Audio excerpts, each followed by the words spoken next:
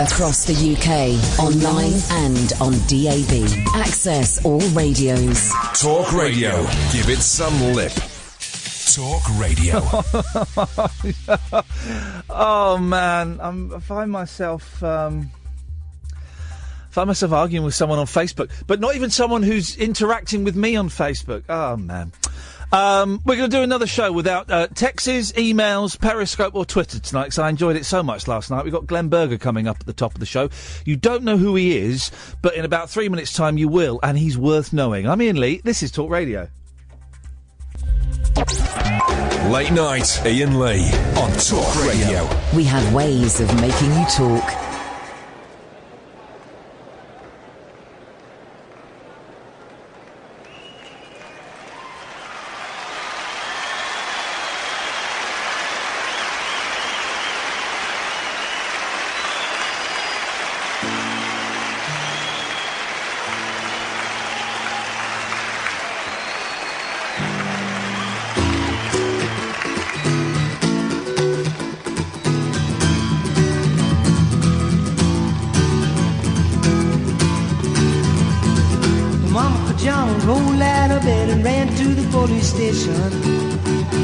When the papa found out, he began to shout and he started the investigation. It's against the law. It was against the law. Or what the mama saw, it was against the law. Ooh, the mama looked down and spit on the ground every time my name gets mentioned. Papa said, oh, if I get that boy, I'm gonna stick him in the house of detention. Oh, I'm on my way. I don't know where I'm going, I'm on my way. I'm taking my time, but I don't know where. Goodbye to Rosie, the queen of Corona. See me and Julio down by the schoolyard.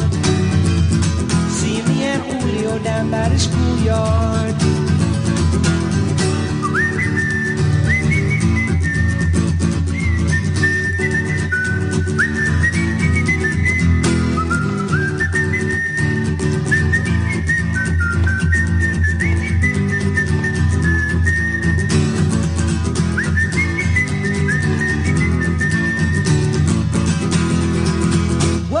In a couple of days they come and take me away, but the press let the story leak.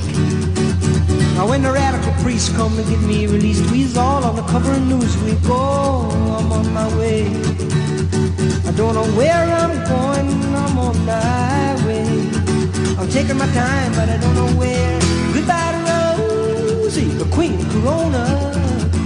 I see me and Julio down by the schoolyard. See me and Julio down by the schoolyard. See me and Julio down by the schoolyard. Yep.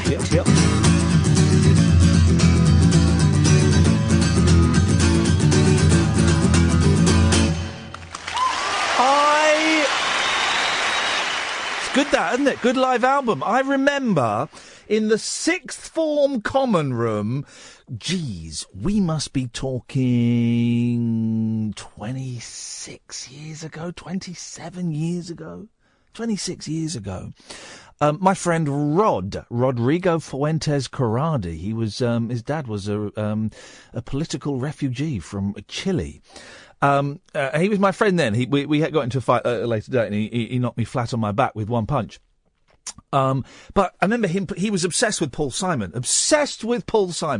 and he brought in the sixth form common room, the album, Paul Simon in concert, live rhyming. No G, it's an apostrophe.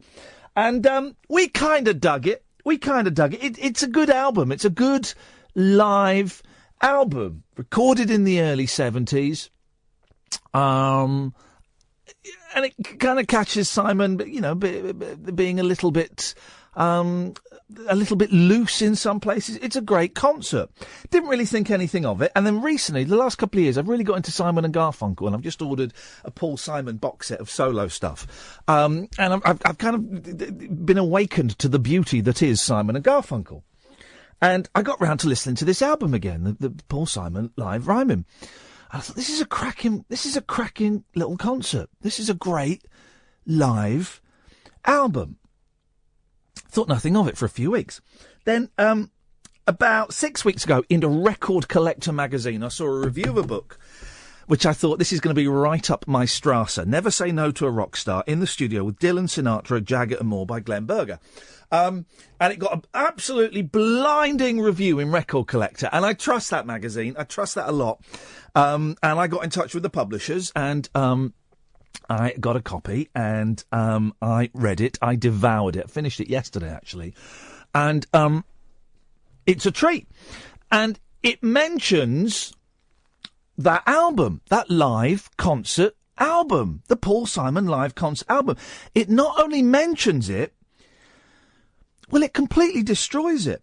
In an absolutely beautiful way. I'm really pleased to say that Glenn Berger is on the line now from the States. Evening, Glenn. Hey, Ian. Good to be here. I'm always surprised when it's Skype at how clear it is. It's like you're next door. It's beautiful. I absolutely loved your book, by the way. Well, thank you for writing it. It's a joy. Thank you so much. All right, listen, I know that most live albums, they might go in and redo a little bit of the bass, or maybe the vocals are off a little bit, so they'll go and sweeten the backing vocals. But the torture that you went through in the early 70s, working in a New York recording studio, appeasing the ego of Paul Simon to get that live, in inverted commas, album, it sounded like an absolute nightmare. Indeed. You know, one lesson that I learned from working on that record was how much artifice it took to make something seem real. Which may say something about the election that's going on in America right now. It does tie in, but it's incredible how much. And listen, I know you've got a book to sell, so I don't want all the stories from the book. Don't worry, I'm not going to push in all those. But I wondered how much of that album, that entire live album, was genuine. Was any of it genuinely live in concert? Well, in the beginning it was. We took, Paul spent weeks listening to recorded performances from all over the United States, and he didn't like a complete performance pretty much from any of the concerts. So we took a chorus from this concert and a verse from that one and put that together with a third, and that was the first thing that we did to kind of structure these songs. And then on a song like Me and Julio, if Paul didn't like his vocal, he just redid it in the studio as if we were doing a studio album, and he might do the vocal 5, 6, 7, 8 times. Wow. And we would take a word from here and a sentence from there and a line from another place. So, and then of course all the applause we had to fake as well. And that's the thing that got me, right? Because I knew that people go, and I hate to admit it, but I know that most live albums, there's a lot of studio trickery that goes in. Hey, I'm a fan of Kiss. I know all their live albums are done in the studio. But that was the thing that got me, Glenn, was the applause is fake. Oh, absolutely, absolutely. And we wanted to create the illusion that it was a concert, because the songs were not necessarily in the order that he did them in. And we had a wonderful reel of tape that had many different kinds of applause. So if we wanted warm, tender applause or screaming frenzy or whatever kind of nonsense they wanted between the songs, we would put it in there. And you have to remember that at that time, Ian, despite the fact that we're talking on Skype now, that all of that was done with razor blades and tape. And we had to use multiple tape machines, four tape machines at a time, just to create those crossfades from one song to the other with whatever fake applause we were using for that. You're right. That stuff is anyone can do that now with a half decent laptop and a free program online. You just drag it all over. But there are a few instances in the book where you nervously approach the tape with a razor blade after being up all night and making that incision. Indeed. And there were times that I hit my finger instead of the tape and wondered what that red stuff was that was dripping down and it was particularly scary as an 18-year-old kid when I had Phil Ramone, who was co-producing that record and was my mentor and the owner of A&R Studios and a world-class, legendary producer-engineer who was also a monster. He was on one side of me and little Paul Simon, who could be extraordinarily intimidating, standing on the other side of me, watching my hands as I cut the tape, trying to keep it steady as it went across the cutting block. So that was certainly good training, should we call it. You didn't like Paul Simon, did you? I can't say that I really like Paul very much, no. I can't find the page, but there's the brilliant bit in the book where you just say that he was a prick, basically. Well, the thing is, first of all, let me say that Paul, as you have been noting recently listening to Simon and Garfunkel, he was a brilliant artist and an extraordinary songwriter and really put all of his heart and soul into every recording that he made. And though we're kind of joking about the live album, it was his quest to make something really great that led him to do all of that. And there are other people who do put out live albums that are live, so I wouldn't want it to sound like everybody does that. Paul is a singular artist in that way. So he made wonderful contributions to our culture, and certainly as compared to the guy who's running for president here, he's not a bad guy. But I wasn't the one who called him a prick. I'm just corroborating what other people have said. The guy from Los Lobos called him the world's biggest prick. In fact, he called himself in the movie that he made, One Trick Pony. Yes, he does. He has a character refer to the character that Paul Simon's playing, saying he's a real little prick. So whether he's the biggest prick or the littlest prick, whatever it is, other people have just called him a prick. I think agreed. I think we've reached our limit on the number of times we can say that word. Am I getting bleeped out? No. But I'm just getting worried looks from my producer going, I think we've got enough there. Glenn, how did you get into it? Because it sounded, I'll be honest, for a lot of your job, sounded awful. The fear that was brought on by working for tyrants, and also a little bit of the cocaine fear that was going on, the shouting, the abuse. How did you get into it, and why did you want to get into it? Why did I want to get into it? Well, of course, I wanted to make records. Yeah. I mean, isn't that what we all wanted to do? I mean, at that time, that was the glory. And when I listened to records when I was a little kid, I just thought that's what I want to do. And I had the opportunity to be an intern at this extraordinary studio, A&R in New York, legendary place, run by that guy Phil Ramone. And my first job there was Schlepper. A&R had two studios. One was at 7th Avenue and 52nd Street in Manhattan. The other was at 48th between 8th and 9th. And New York at that time and during the 70s, was an extraordinarily dangerous place. And it was my job to push a hand truck filled with audio tapes from one studio to the other without getting mugged or having the tape stolen or getting hit over the head with an axe or whatever could possibly happen on that crosstown walk. And I just dreamed of getting up to the studio and to become an assistant engineer. And Ramone was the scariest engineer. He would have his hand-picked assistant that he alone would work with. And I never thought that I could ever get to that point where I would work with him. Yeah. The legendary stories that I heard were terrifying anyway. But the day came where his assistant wasn't available and nobody else was around. I was told I had to cover the session. I called my mom to say goodbye because I knew I was going to die that night. But somehow I made it through the session without screwing up one time. It was the first time that I'd gotten through a session without screwing anything up. And the next day I walked into the studio and all the other guys in the office were razzing me and saying, "Oh, you're Ramone's boy now, huh?" And I said, "Get out of here. I just did one session."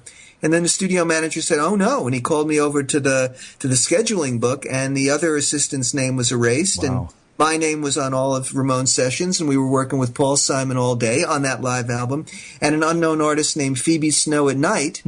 And Phoebe ended up having a hit record with that album with a song called Poetry Man.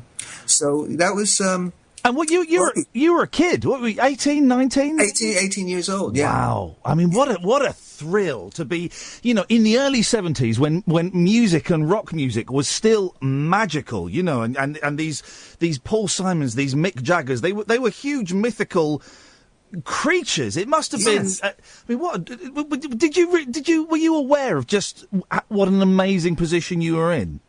Absolutely, especially when I did get to work with Mick Jagger. We were remixing some live recordings of his for a radio show that was here in the States called the King Biscuit Flower Hour. I don't know if you're familiar with that show. Yeah, I've heard of it, yeah. Yeah, where they would broadcast live performances. And the Stones had recorded some concerts in Brussels in 73 it was, and many people say that that was the Stones at their peak. Mick Taylor was still playing guitar, and Keith had not descended into the worst of his heroin addiction yet. But Mick didn't think that they were good enough for an album, so we were mixing it for this live broadcast, and basically all of my friends stopped speaking to me at that point because they just hated me for the fact that I was spending my days with Mick Jagger, and I was a huge Stones fan, and so yeah, I certainly knew that I was in the presence of the greats. What is beautiful about your book, what I like about your storytelling is you're so good with words, and you really paint the picture of what it's like being in those smoky studios, delightfully, and the description of Jagger, as this kind of this beautiful, man that even though you're straight, you would have slept with him if he'd have asked you. This incredible creature just singing for you. It really is a great description. Yeah, he was really such a beautiful guy inside and out. And, it's like going on vacation somewhere. You go someplace for 4 days and it's a typhoon and you think it's horrible, or the weather is beautiful and you think it's great. So I don't know what he's really like as a person every day. But certainly the measure for us in the studio, of course, was how he treated the guy at the bottom, how the stars would treat the guy at the bottom of the totem pole. Yeah. And Mick was extraordinarily kind to me as the assistant engineer on that project. He called me Ginger, because I had long red hair at the time.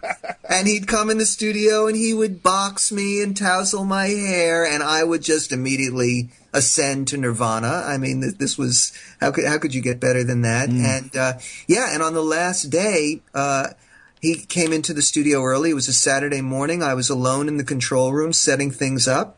And we listened to what we were going to do next, and he said he didn't like the lead vocal on that, another fix on a live recording, and asked to set up a microphone like he would use in concert. So I set up what was called an SM57, and he went out in the studio and sang Honky Tonk Women just for me.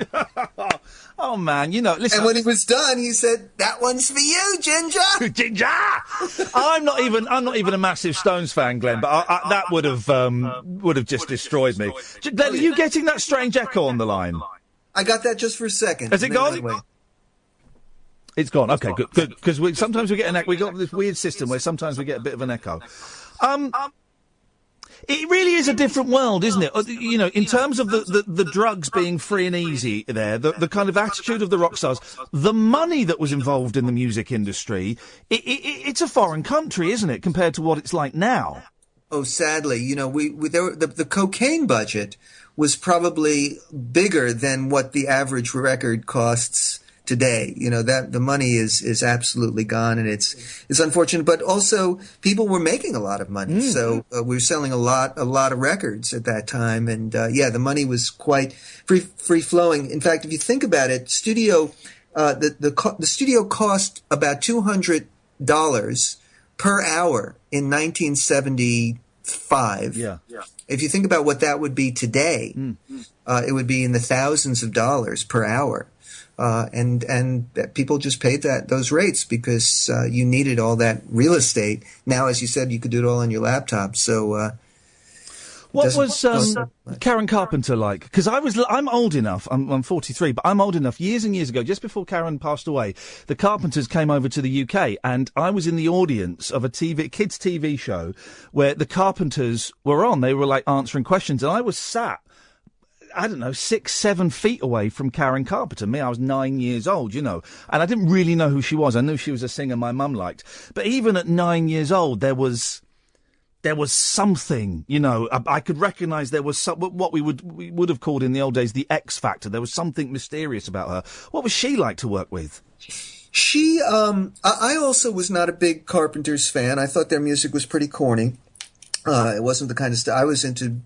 John Lennon and Brian Eno and things like that at that time, and loving the English stuff. By the way, that was what I was fascinated. You're welcome. By. But Karen really blew me away with her voice. She had this extraordinary angelic quality, and her ability, her vocal ability, was extraordinary. She would sing perfectly every time, in tune, gorgeous tone, could sing anything that anybody wanted her to sing.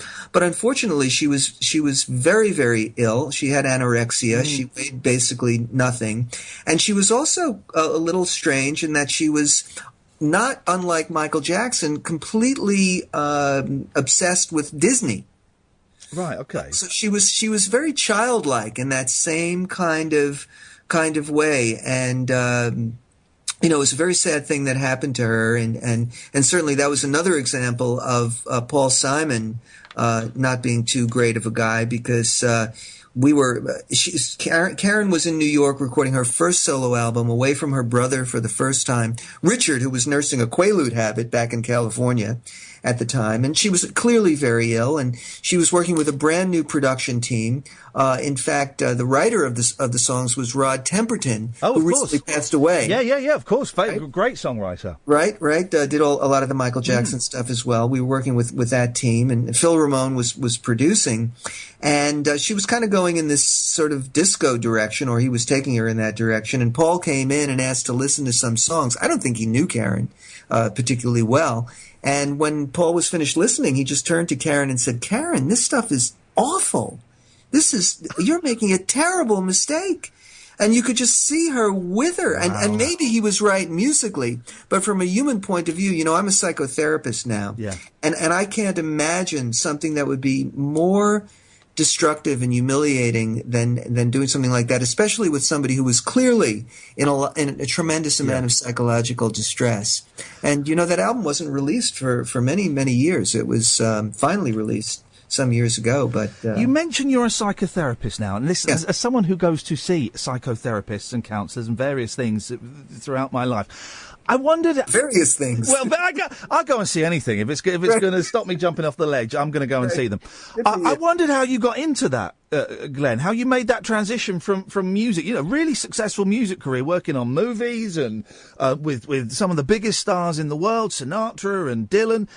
How you made the decision, and how easy it was to make the decision to go into a completely different career.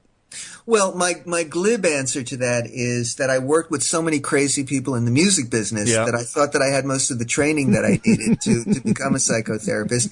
And to a certain extent that was true. A big part of our job was sort of board side manner. Yeah. It was really to understand the artist and the artist mentality, and to make them feel as comfortable as possible, because that was going to be that's really the secret sauce to getting a great performance out of an artist. It's not the technical wizardry or the equipment that you use. It's really it's an emotional thing. If you can make a connection with that artist and make them feel brilliant, then you will get the best out of them. And Ramon was absolutely extraordinary at doing that, and I learned a lot from watching how he did that. So certainly I got to work with a lot of crazy people, and that helped me. But, I got to a point where the part of the music thing that I loved was that magic that you're talking about, and the people.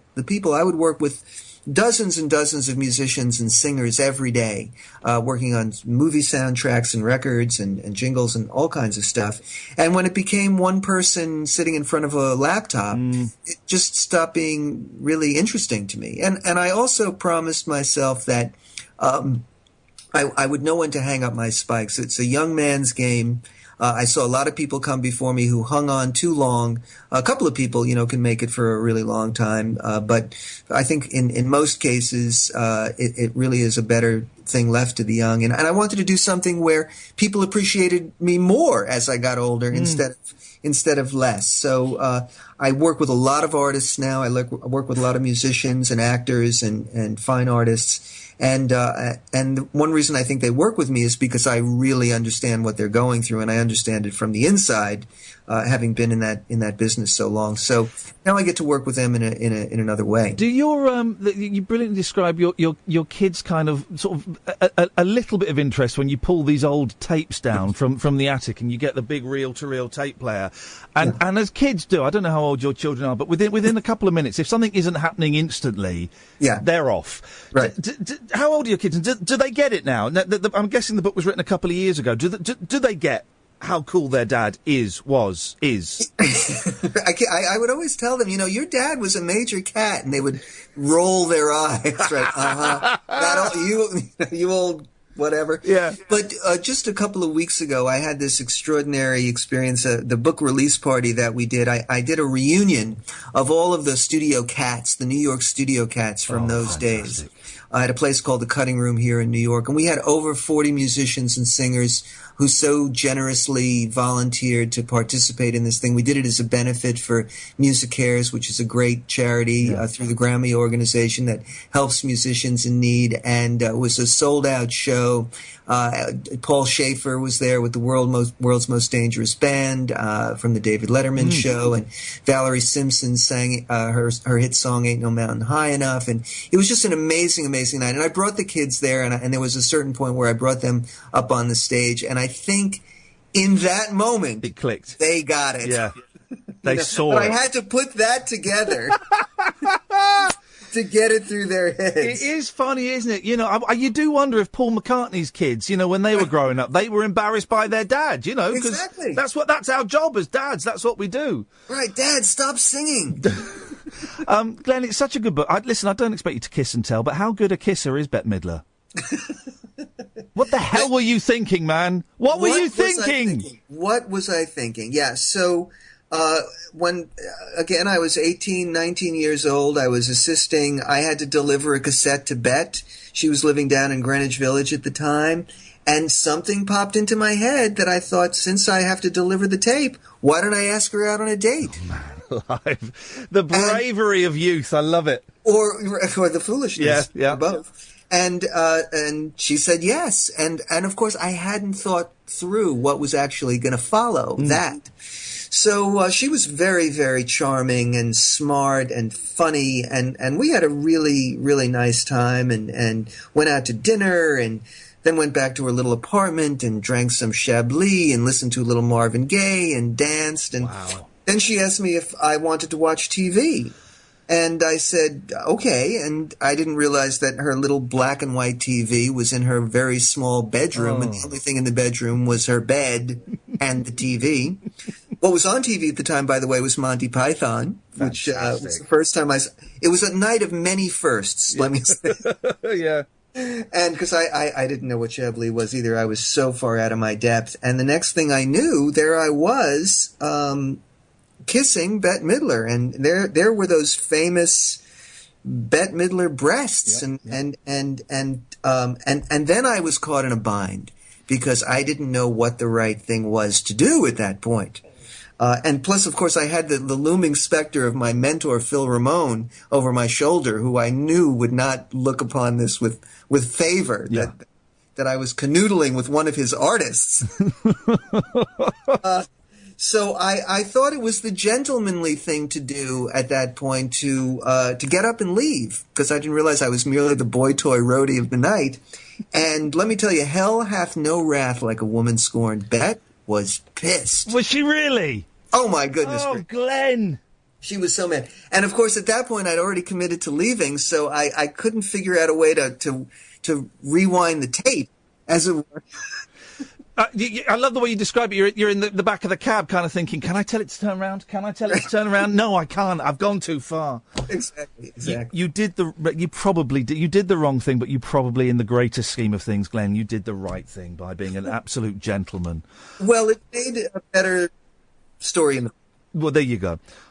Glenn, listen, I'm gonna tweet the link for people to buy. It's such a good read, and it really is. It's time travel. You take us back to 1975 and describe it brilliantly. And we've not touched all the stories. There's the whole thing with Bob Fosse, with Bob Dylan, with Frank Sinatra. You know, it's such a joy. The book is called Never Say No to a Rock Star, in the studio with Dylan, Sinatra, Jagger, and more. It's by Glenn Berger, Berger. I'm going to tweet the link. Glenn, thank you for writing it, and it's so nice to talk to you. Thank you so much for your time. Thank you so much, Iain. Thank you, mate. Great. Take care. Bye-bye. That's Glenn Berger. It really is. Imagine that. You get the snogs in with Bette Midler, and then he went, I should probably go home now. What a nice man. And the book is such a joy. You know, I'm a huge fan of rock biographies, and I always read books about the artists. So to get a book that is from the other side of the glass, literally, you know, from a guy that was Well, his job was to be invisible in the studio, you know. So he would sit in the back and he would press record and play him. This was his first job, and he would set up the microphones and stuff. But his job was to basically be invisible. So these rock stars would say all of these things, you know, with very free and easy conversations in front of him, without hesitation. Never Say No to a Rock Star by Glenn Berger. Thank you, Glenn. Right, we'll have a little break and then we shall begin Friday's show. Busy show tonight. After 11, we're going to try to speak to our Jadoo expert, although I've got a feeling he's not going to answer. Do you think? I don't think he's going to answer. And after midnight, it's calls straight to air. 0844 499 1000. For the next hour and a half, we call you back. This is Talk Radio. Late night Iain Lee on Talk Radio. We have ways of making you talk.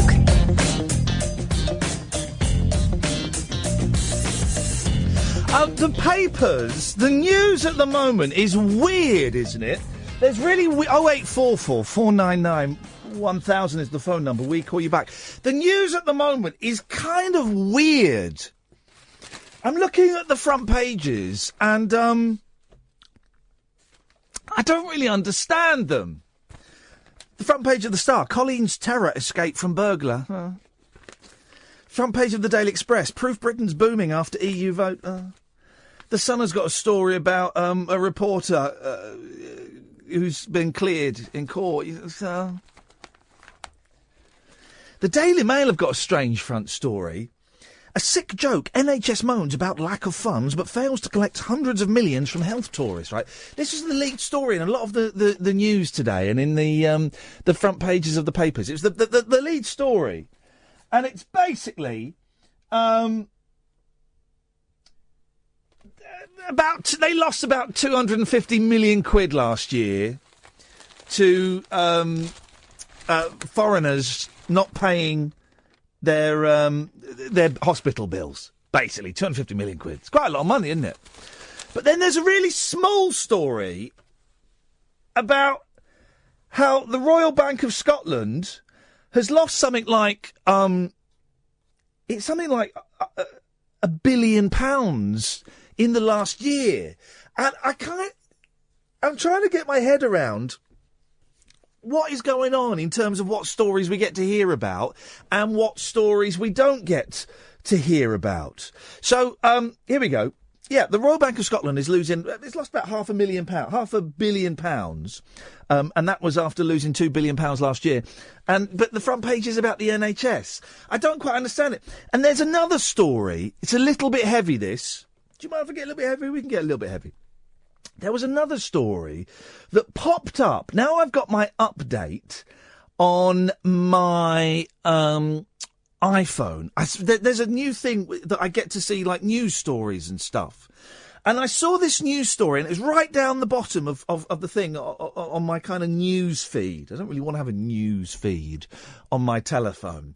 But it was right down the bottom, and I saw it as I was getting in the car last night, and I thought, oh, I should check that out tomorrow, because that looks interesting. And I forgot to check it out. And I couldn't find it. And I might be wrong, because some of the papers had a couple of pages missing. So let's give them the benefit of the doubt. But I couldn't find the story in the newspapers, right? And I think it's the saddest story. I think it's a really, really sad story. That's kind of been brushed aside and ignored, and I don't know why. And I know that what are they called? England First, is that what they're called? Britain First. The racist thickos. They've taken this story as proof that Muslim Islamist.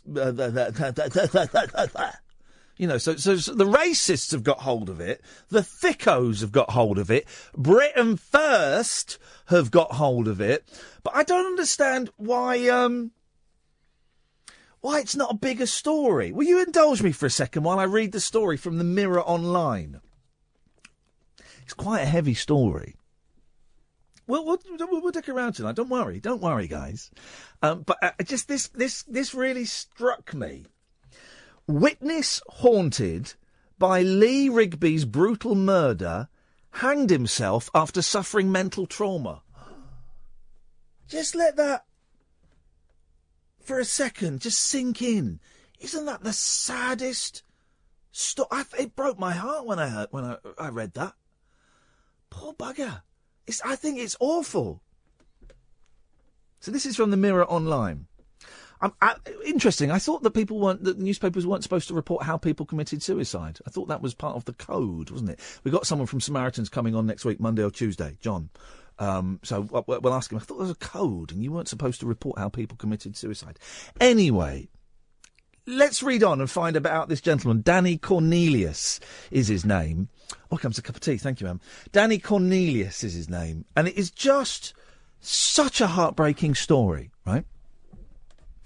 Danny Cornelius lived in the same street where Lee Rigby was attacked and killed in South East London.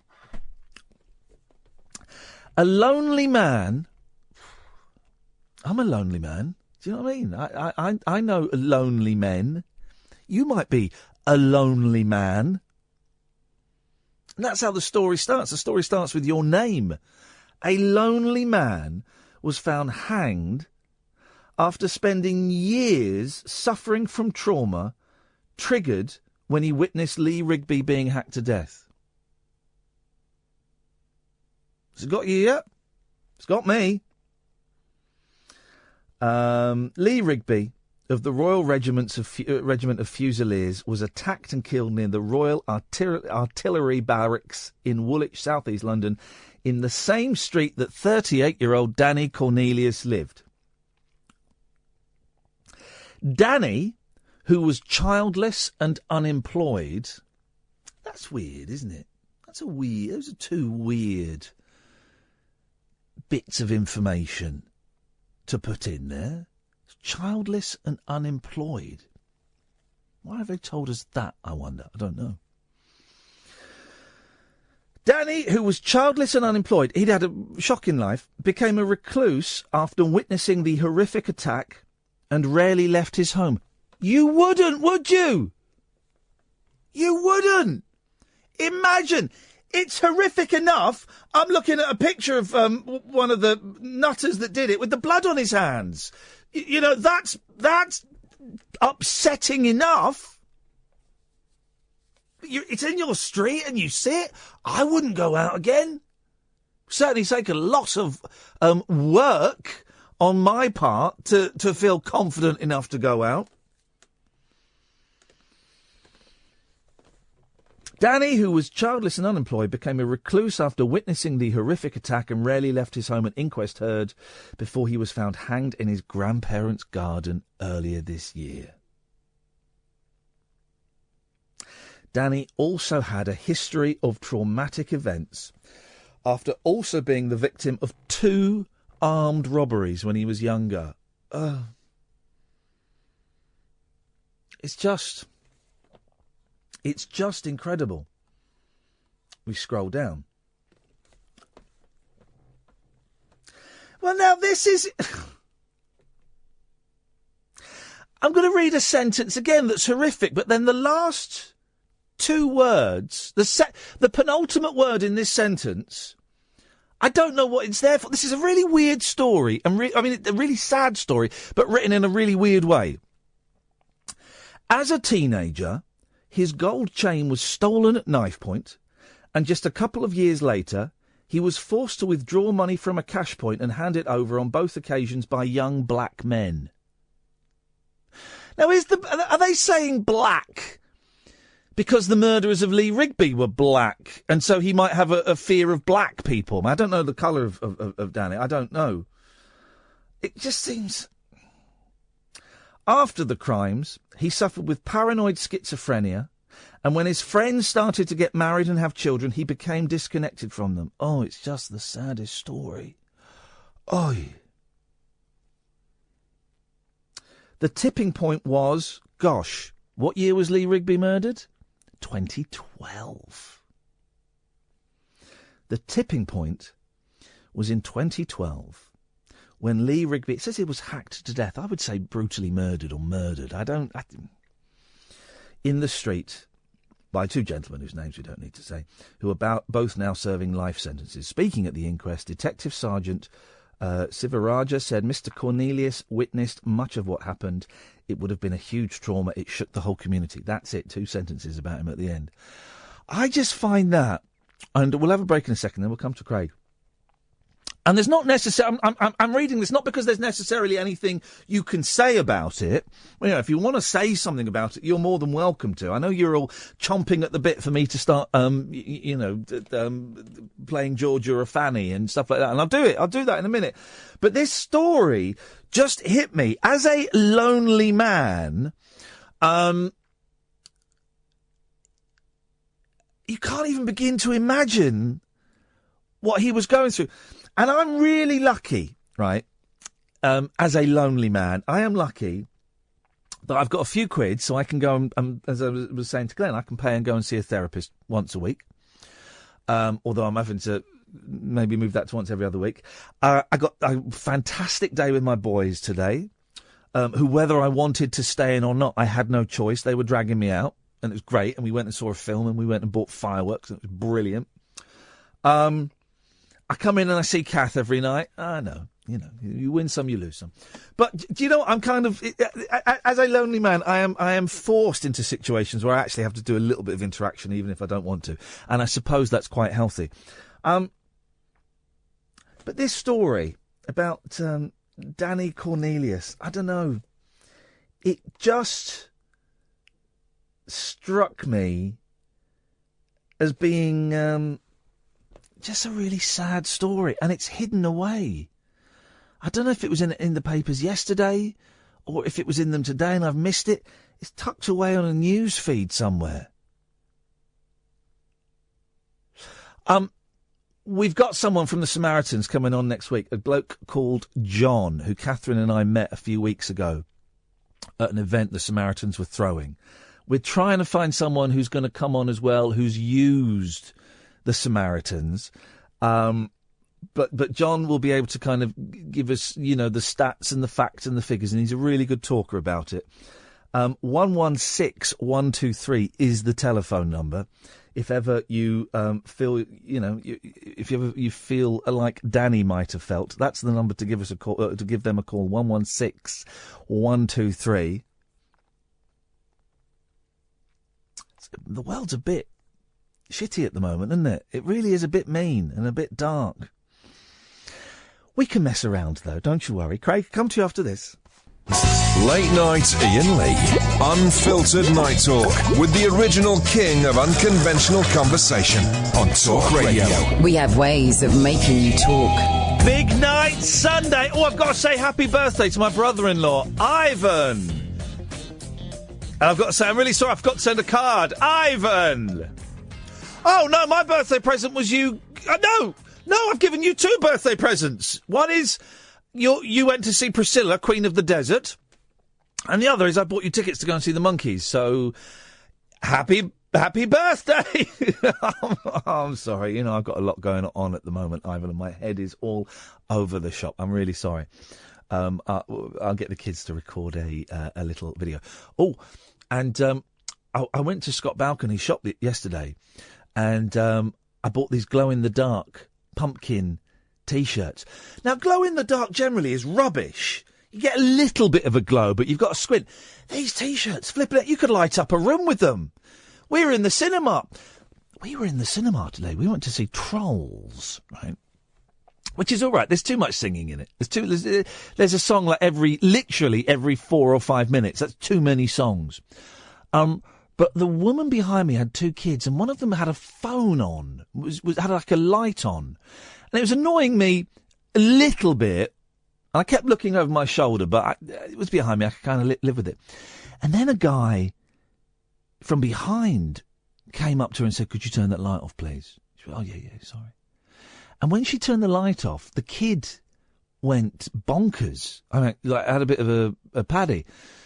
And I wonder, I don't know, I'm making all of this stuff up in my head. I wonder if the kid was autistic, because it seemed like such an irrational outpouring of emotion. Saying that, kids can give you irrational outpourings of emotion anyway. I don't know, but I don't know. Trolls was all right. Too much singing in it. The T-shirts are great. 0844 499 1000. Yes, Tom. Yes, hi. How you doing? I'm all right, thanks, Tom. What you got for us? I just thought it was quite interesting, your point on the world being quite a negative place at the moment, but I feel quite optimistic about the future.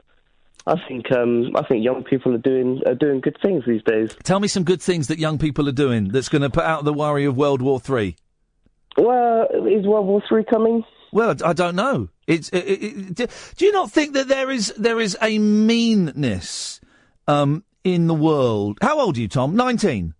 26. Oh, I was way out. I hope you're not classing yourself as a young person. 26 is ancient.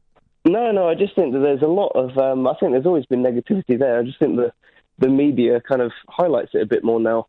But I think there are a lot more connectedness in the world. Catch-22. It's not Catch-22, I don't know why I said that. Is the media highlighting it more, or is there more of it for the media to highlight? Yeah, it's a good point. I just think if you look through the history books, there's always been the same kinds of things. I just think...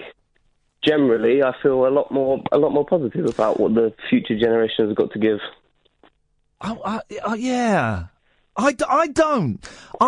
It feels like I am, there is a chance that a man who's admitted sexual assault might become president of the United States of America. Does that not worry you? Yeah, it does.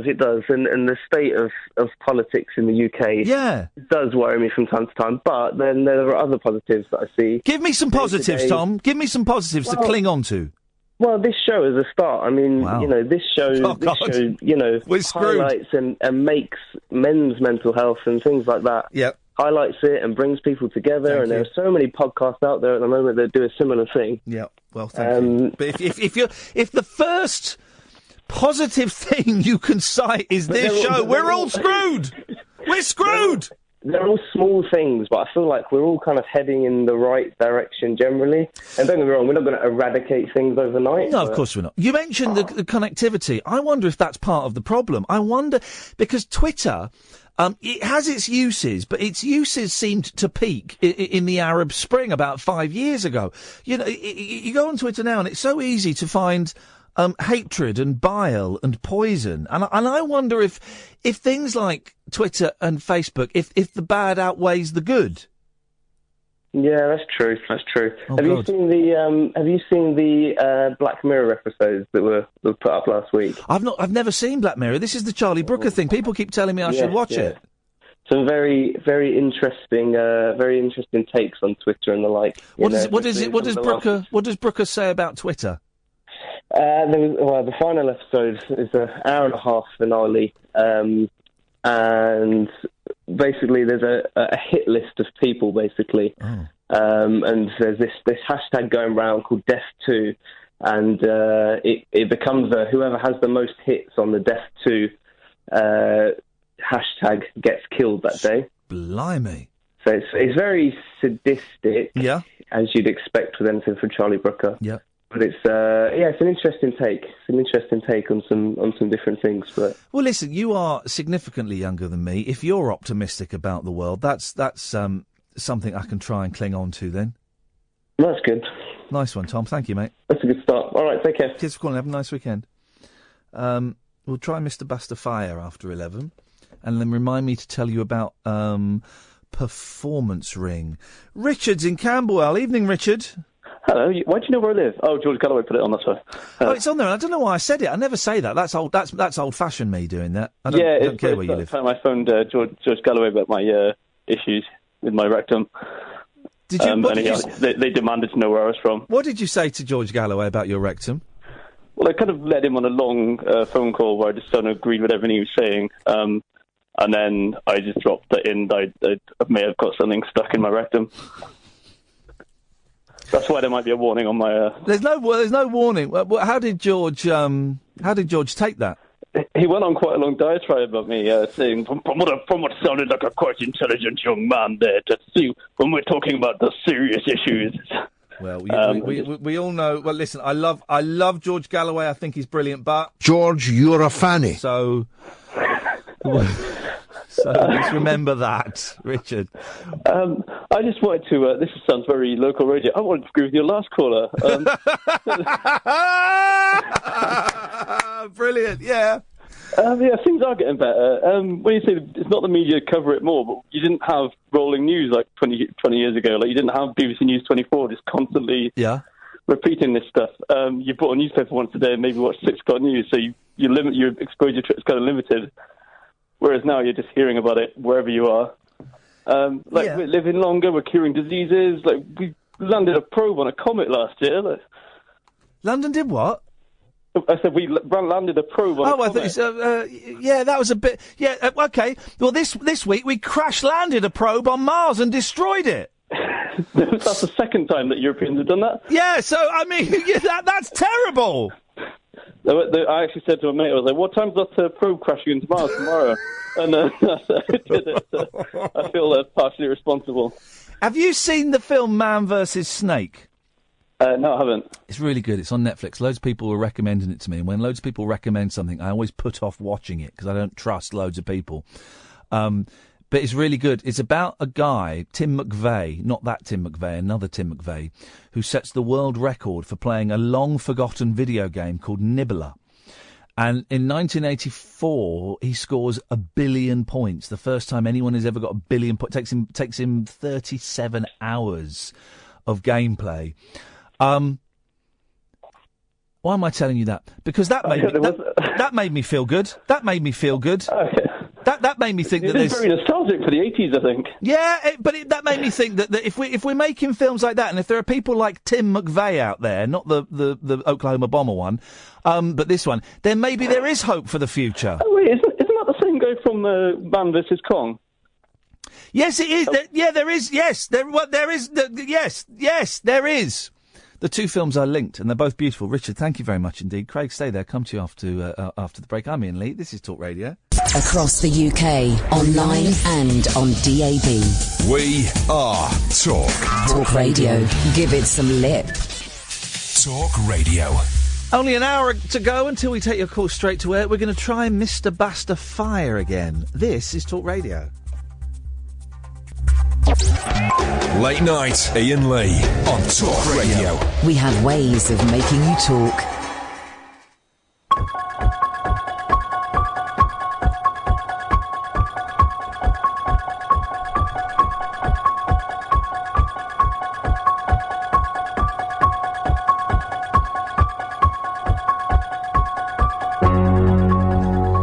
Some of you may have missed yesterday's show when we attempted to call a very wise man Mr. Bastafire.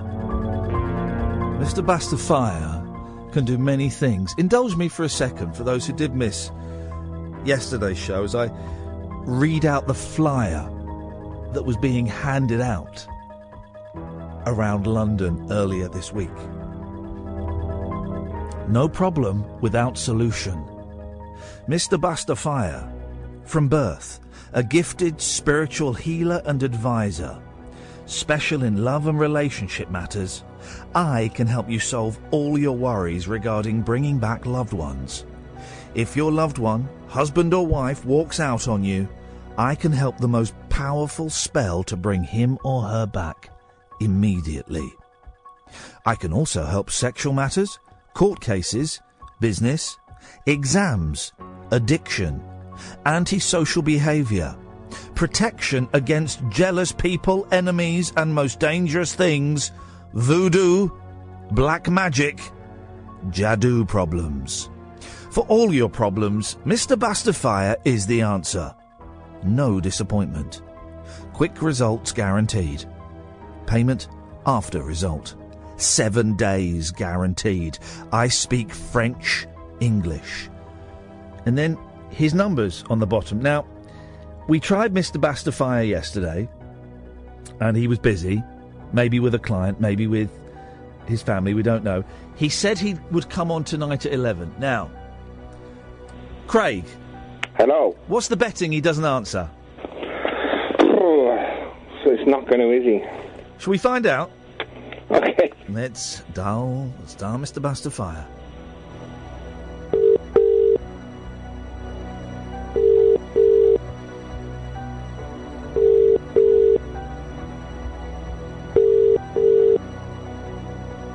Hello, is that Mr. Bastafire? And he's gone. I'm fascinated by this guy. Let me try him on, because I think sometimes when we call from this number, it comes up as anonymous. So let me try it from my mobile. Let's see. He could, of course, put a curse on me at any moment.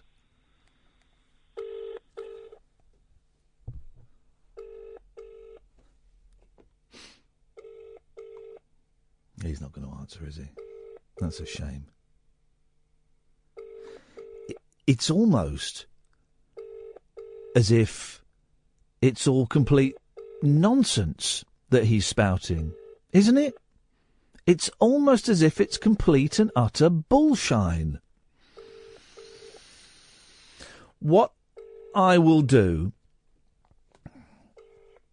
He's not going to answer, is he? Let me just try one more time on this line. What I will do is I will call him in the week, in the daytime, and I'll if he's up for it, because you've got to tell the people you're recording them.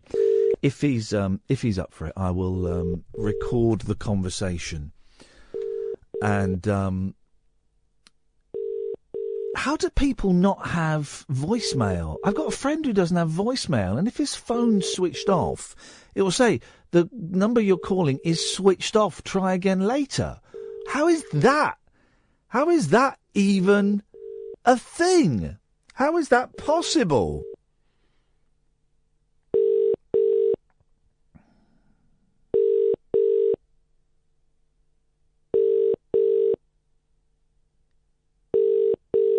Now, Mr. Bastafire may be able to solve... The mobile number you have called is currently unavailable. Yes, isn't it just?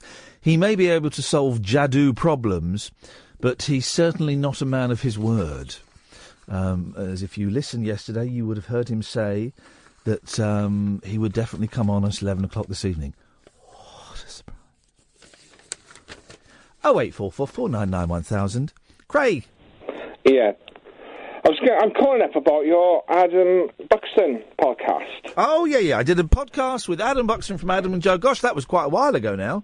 I'm behind on his, so I caught up with it listening through his podcast shows. Oh, yeah. Fantastic podcast. He's good, isn't he? He's very good. He's a very charming interviewer. Yeah. You've put my mind at rest after years talking about his Adam and Joe show with the China shop. Yeah. That worried me for years. It was quite an uncomfortable sketch, wasn't it? Yeah. Yeah, it's quite mean. Getting it out of him, they agreed with they sorted it out with the owner. I wish I'd known that years ago. They sorted it out with the owner, but the guy in the shop didn't know about it. Is that right? Yeah. But the anxiety I have remembering those sketches where they ate the food in the shop and broke all the china in the other shop. This one, as far as I remember, it was they went into a shop and it said if you break it, you pay for That's it. Yeah. So they broke loads and loads of stuff and filmed it secretly. Didn't know. No, and the shop assistant was mortified, and it was really uncomfortable, and it was typical of that 90s comedy of which I was kind of a part of. Yeah. It was mean. Yeah, that, like you said, there was a couple of sketches segments out of a generally nice show that they did, and even he said didn't want to put it in. Yeah. And you were also on about talcum powder, why they don't use it anymore. Yes, you're right. I know. It does get discussed on the Adam Buxton podcast. All the big issues of the dishes tissues. Why does no one use talc anymore? A case has just been settled in America with Johnson & Johnson, where they've had to pay $70 million in compensation because it causes cancer. No, talcum powder does not cause cancer. It's carcinogenic. No. It reacts with the body. No. And affects the skin. No, it does. It's talcum powder. It reacts with the body and affects the skin. It makes you dry, and makes you dry after a bath. Hang on a minute. Why don't we use towels? J&J, Johnson & Johnson baby powder suit, a $70 million payout. Deborah, and I can't pronounce her surname, had no idea of the dangers before ovarian cancer.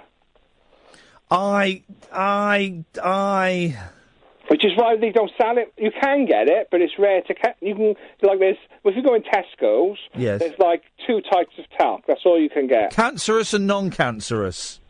No, but it used to be for babies, didn't it? Yeah. It's called baby powder. Yeah. Well, you can't put it on babies. No. Right, No. Craig, listen, you believe that one day Jesus Christ is going to rise back alive and some of us... He will sort the talcum powder issue. Yeah, well, exactly. So this is why I have to take everything you say with a pinch of talcum powder. I need verification from another listener that this is true and that talcum powder is cancerous and that you can't buy it anymore. If you go to newser.com, which is a news... it gathers news sites. It's on there. And now it's today, bizarrely. Flipping heck. And The Persuasionist is nearly 10 years old. Is it that old? Adam said it was 2007. I think he's wrong on that. What year did Jackson die? Oh, I don't know. He's one of us. Tell me. He was for a bit. One of us. Tell me what year Jackson died, and I'll tell you what year The Persuasionist was. I don't know. Well, but I watched all of them. I chased it all the way around the schedules. Yeah, wasn't that bad, I was a supporter when you was absolute then, wasn't it? Well, those are the days. I'm going to cut you off now, Craig. Yeah, no worries. Thank you. He took that well, didn't he? He took getting cut off well.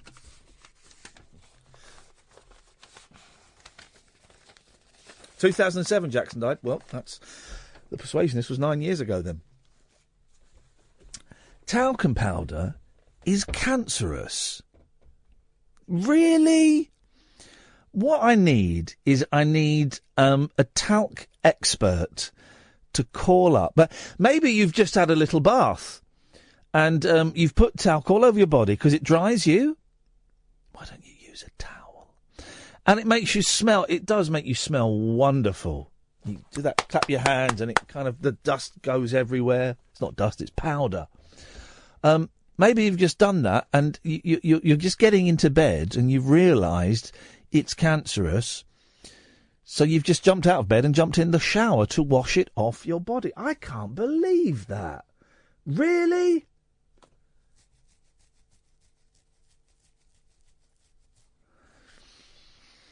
Oh 0844 499 1000 is the telephone number. I'm Iain Lee. This is Talk Radio. Across the UK, online and on DAB. Late night, Iain Lee on Talk Radio. We have ways of making you talk. Hey, I tell you what's exciting. On Sunday, we're having our first ever performance ring. Really, really busy weekend this weekend. Tomorrow, me and Catherine are going to the MCM Expo, where there's going to be thousands of cosplayers, because we're going to try and make a documentary about cosplayers. I'm dressing as Shaggy from Scooby-Doo. Yeah. So we're doing that all day tomorrow, which will be fun. And then Sunday night, it is performance ring. And it is the first one we've got. We've got 2 more books up. One in Christmas that's sold out, December the 11th, and one February the 26th that hasn't sold out yet. But then that's because it's months away. And it's looking like it's going to be a thoroughly good night. I forgot to phone Jim the Dancer. I don't think we're going to be able to help Jim the Dancer get to this performance ring, so I need to get my thinking cap on and see if I can help get him to the Christmas one.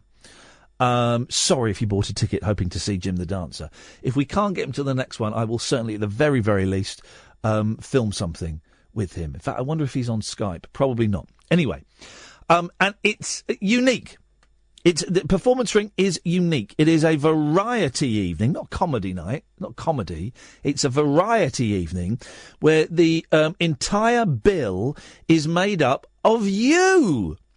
You'll be doing it. The listener.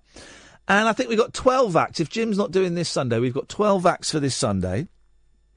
And I'll play a few clips and bits and pieces as well. I mean, Kath will host it. I don't quite know what that means, but we'll do something. And it's sold out, I'm afraid. Although if you go on Twitter, a couple of people, Gatford and Victoria, I think, have both tweeted that they have a spare ticket. And if you tweet me, at me, that you've got a spare ticket, I will certainly retweet it, guys. So keep an eye on Twitter. And it's really exciting because There's not anything I can do to prepare for it. I've got a few bits and pieces that I'll play a few bits of people messing up on the radio from my live show. Some of you will have heard them before. But there's not really anything that I can do to prepare for the evening. I've got to sort out a running order, and just because of the way the venue is and its location, we'll have the noisier acts on first. And that's it. It's down to you, my lovelies, to make it work. Imagine. And when I say make it work, that's work with a very small W. If it doesn't work, if what you do doesn't work, well, I wouldn't class it as a failure. It's, we learn from things when we make mistakes, don't we? If we're successful every time, we don't learn. We don't challenge ourselves. So some of you might not get the reaction that you were hoping for. That's all right.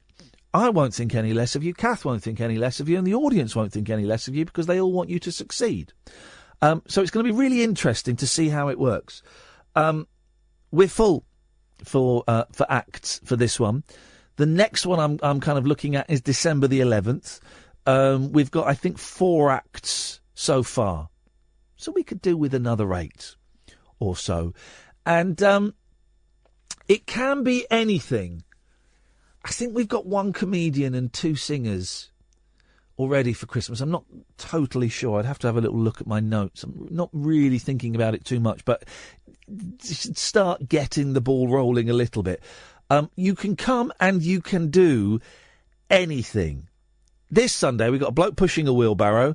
We've got a couple of short films, and we've got someone doing poetry via Skype. So, and some other freaky stuff. So you can come and do anything. I would suggest you can't come and sing a song, because a song is, 3 minutes long, and that means to fill the evening we'd have to get about 33 people singing 3-minute songs each.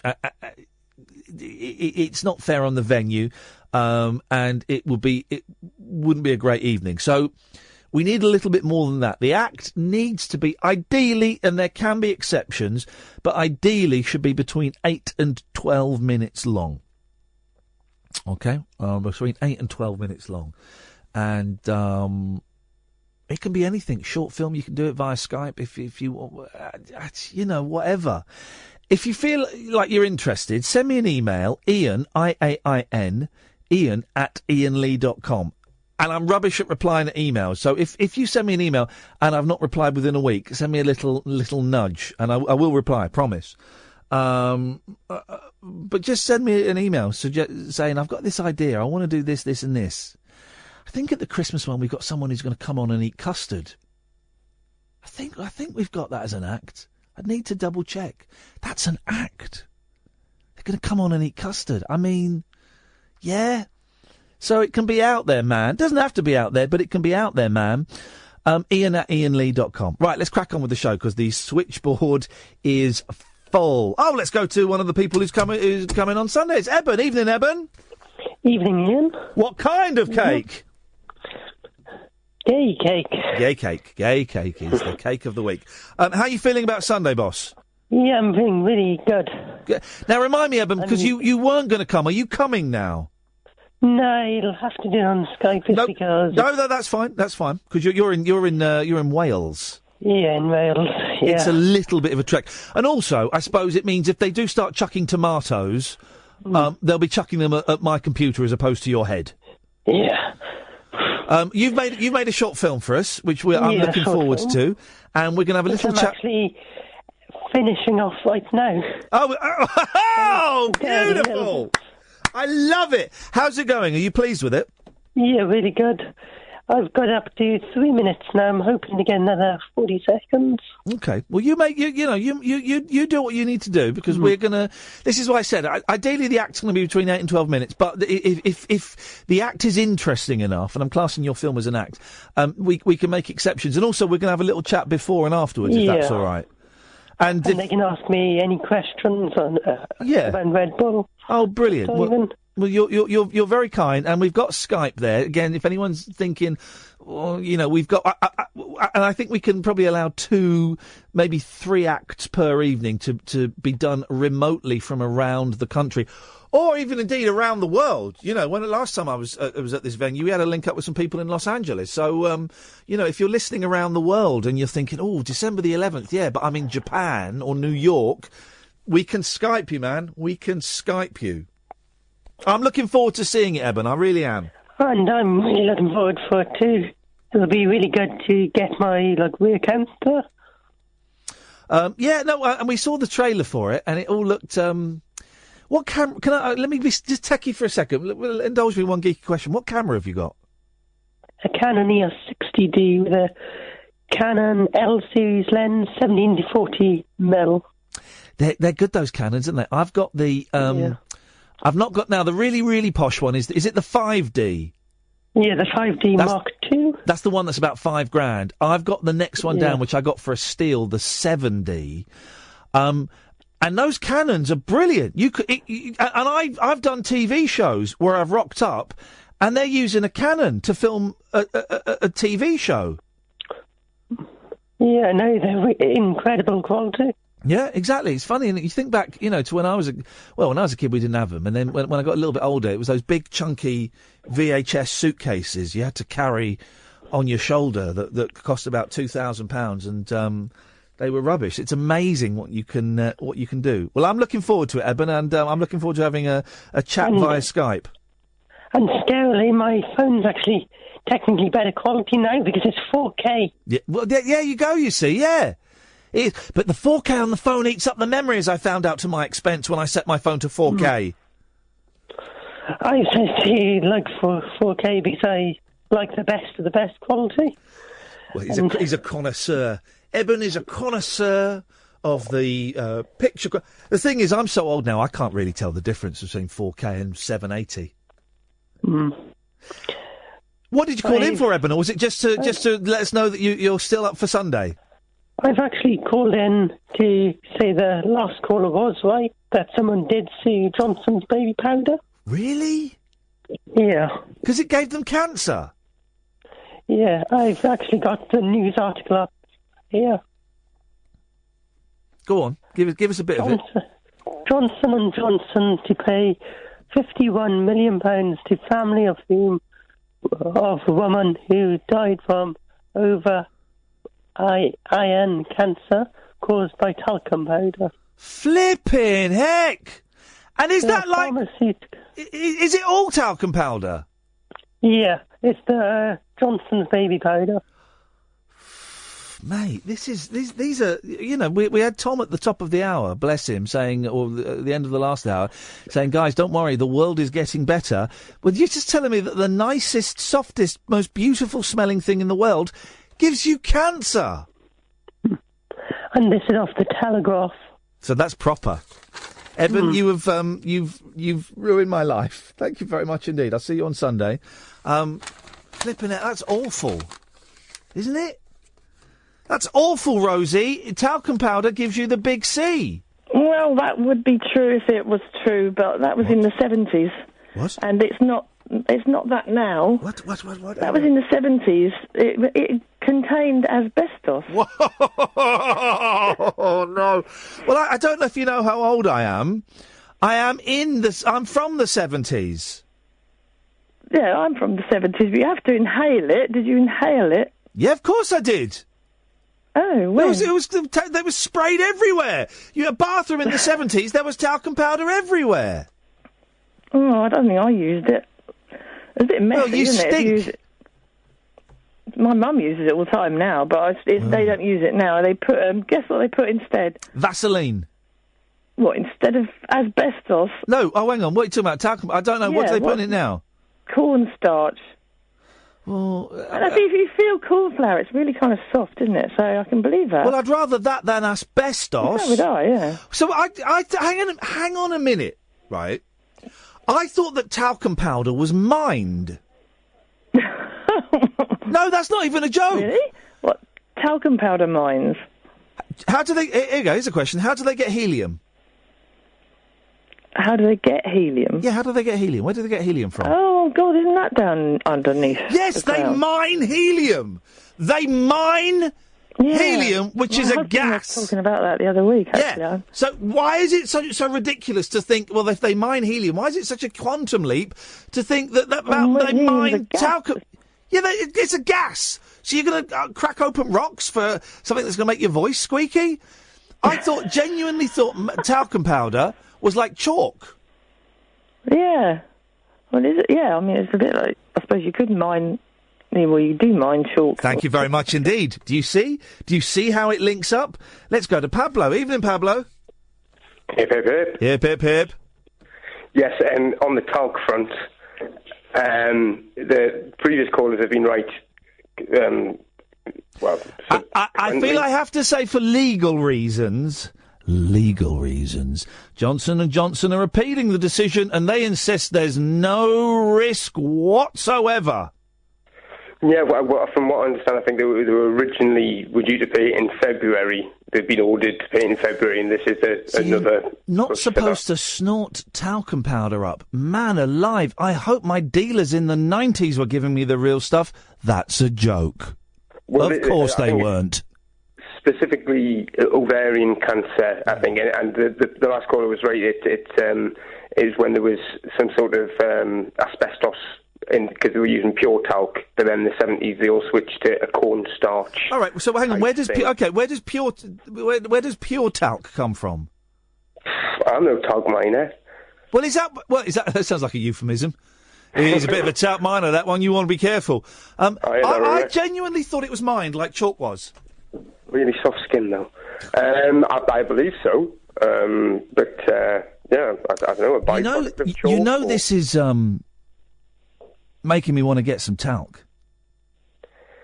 The new street. Well, I used to remember when I was a kid. I remember being 6 years old and going into my mum's bedroom and putting her talc all over my face and pretending I was a ghost. Perfectly natural thing to do. Of course, it's a perfectly natural thing to do. That would have gone right up my schnozzle. Yeah, well, no, there's definitely. I remember standing in front of the fire being talked whilst Last of the Summer Wine was on in the background. And then getting your bare bum smacked. There's nothing better than smacking the bare bum of one of your 4-year-old children. Well, yeah, that's how I got arrested. So yeah, exactly. Exactly. Well, you learn something new every day, Pablo, and I've learned that that talcum powder is killing us. Just when you thought the world couldn't get any better, we're on the verge of World War III, and we're being made to hate the NHS as opposed to the Royal Bank of Scotland, and now talcum powder kills you.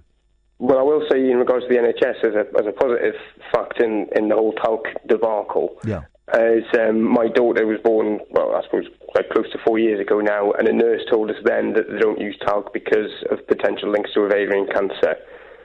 But obviously, if it's cornstarch, then maybe not. That's not been proven to be carcinogenic in any way. Can you use flour? If you want to make a cake? No, as talcum powder, because it's a very similar texture. If you, I suppose if you were wet and you covered yourself it in... would clag. My mum... Listen, kids, this is what the 70s were like. My mum, during half-term holidays, when we ran out of Pritt Stick or Yoo-hoo glue, would make glue out of flour and water.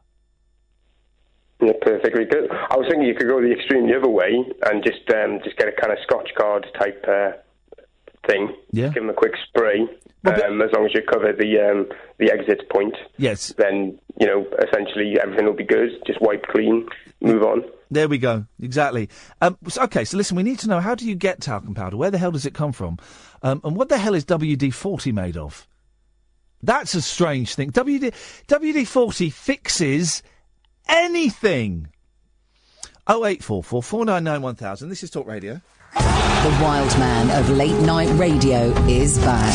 Iain Lee on Talk Radio. We have ways of making you talk.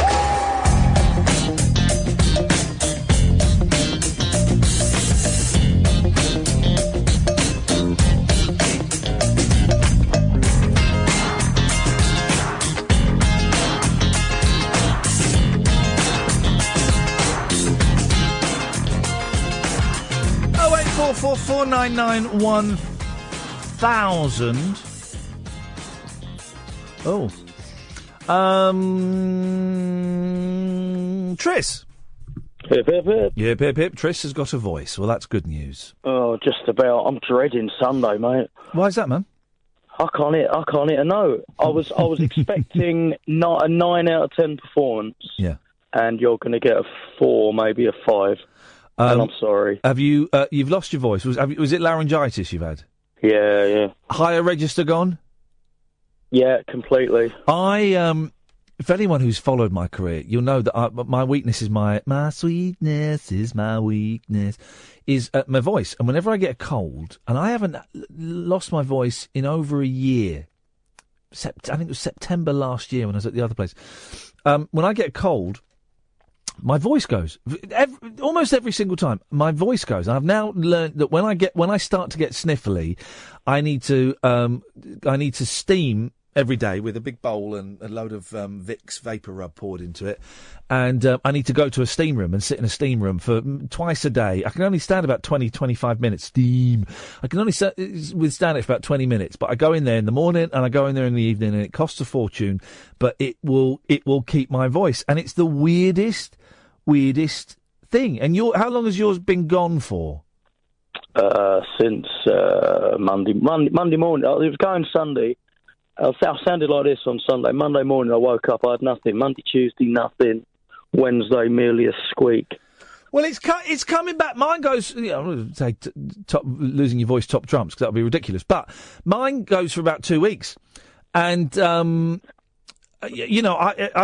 I can't talk, I don't get paid. There's no money in it for me. And it breaks my heart having to use up my holiday, which I don't get paid for. I'm contracted to do a certain amount of shows a week, a year, to lose my money, and it's frustrating, because I bet for most of it you felt all right. Yeah, absolutely. I felt a bit rotten last week, and this week I felt fine and sounded dreadful. I can hear it now. Now you're, I can hear it now. You're talking a bit more. Yes. Well, listen. The thing here, I've let the nation down. That's what it is. If you don't worry about it. It'll be all right. Let's see how things are on Sunday, okay? I'm not going to make anyone do it. Bizarrely, I can whistle all the way through it. Whistling's fine. Tris, we've got your backup act. That's all you need. Yeah. Don't worry, I've been working on it. Every turn needs a backup. Listen, you've got my email. Let's see how things are on Sunday. I'm not going to make anyone. That could possibly be 2 acts that have dropped out, which would be slightly. Oh, mate, no, I'm going to do it. Whatever. All right. If I'm whistling it, I'm whistling it. I'll be there. Don't worry. All right, good. You're a good man and a good soul, and everyone will be willing you on. Here's the weird thing, right? And no one's ever been able to explain it to me. But when when your voice is going or it's gone, you're not supposed to whisper. No. Apparently whispering uses up more of your muscles. It's harder. It puts more effort on your voice to whisper. Probably because you do it less.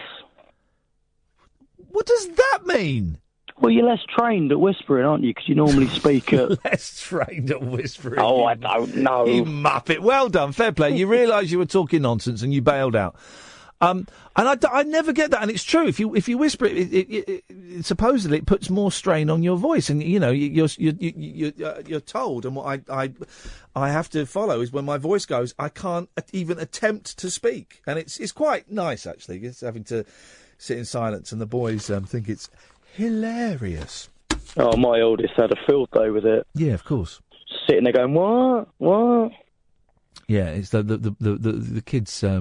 They think it's funny. My youngest asked the other day, "Daddy, when you lose your voice, can you still hear things?" Which I thought was a delightful. Oh well, on that subject, I've got 2 stories actually. Oh yeah. I was in a cafe, and I sort of had to explain that by pointing to my voice and attempting to talk that I'd lost my voice. And I go in there all the time. And when it came to getting the bill, she wrote down on a bit of paper how much I owed. That's the bit that's working. Oh. And the other day, I was in Waitrose, and they give an excellent service in Waitrose, and the chap that serves me quite a bit.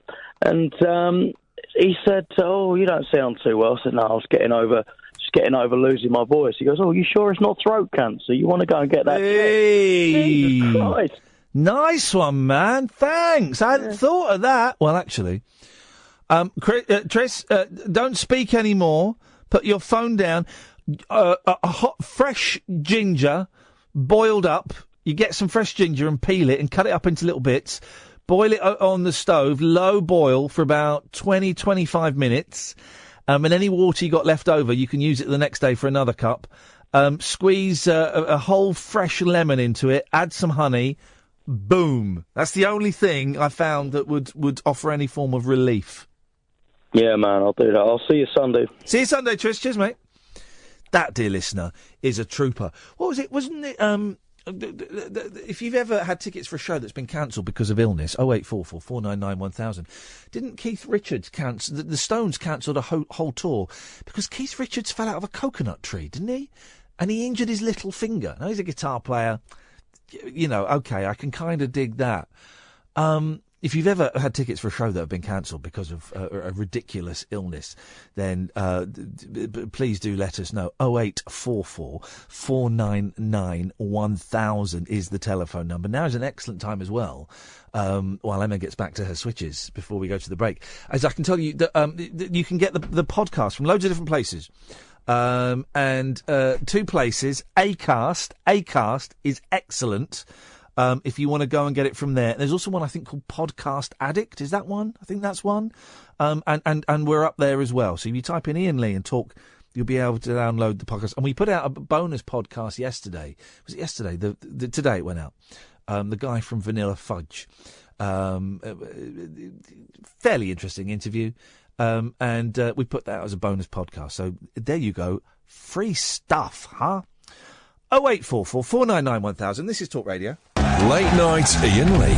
On air and off the list. On Talk Radio. We have ways of making you talk. Very, very busy on the phones the last two nights. Where were you the rest of the week? Oh, man, Monday, Tuesday, Wednesday. Those are the shows I got paid for yesterday and today I'm doing for free. Alan. I'm sorry for last night, Iain. What happened? The penguin incident. What happened? Just asking which was the better penguin. Oh, you thought Danny DeVito was the better penguin. No, but having it in hindsight, Burgess Meredith is the true penguin. Well, if you listen, hey, listen. If you genuinely believe that Danny DeVito was a better penguin than Burgess Meredith, then that's fine. Then you should stick with that belief. If anything, I think less of you for changing your mind just to make me happy.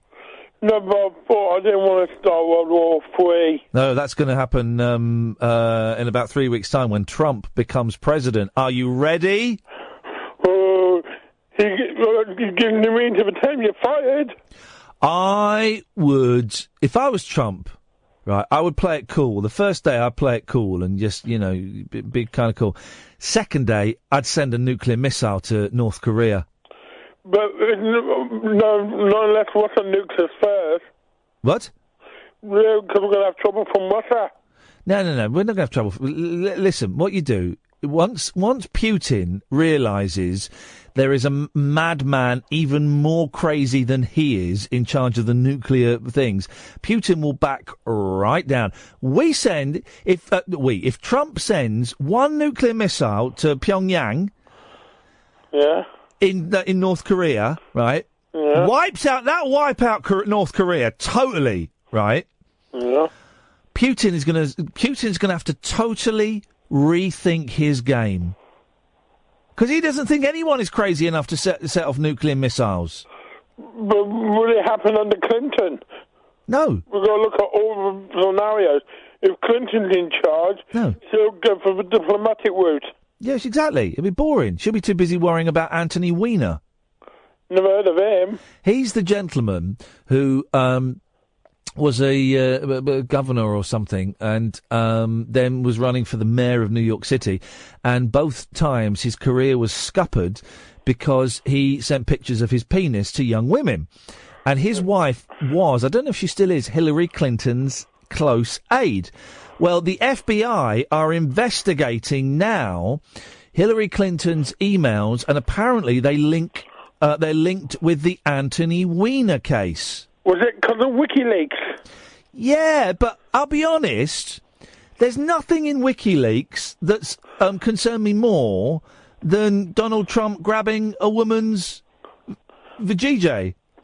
Well, most men have done it. Sorry? Most men have done it. Well, I don't think I've... Well, I certainly never... Okay, right, let's break this down. Any grabbings of the doodah...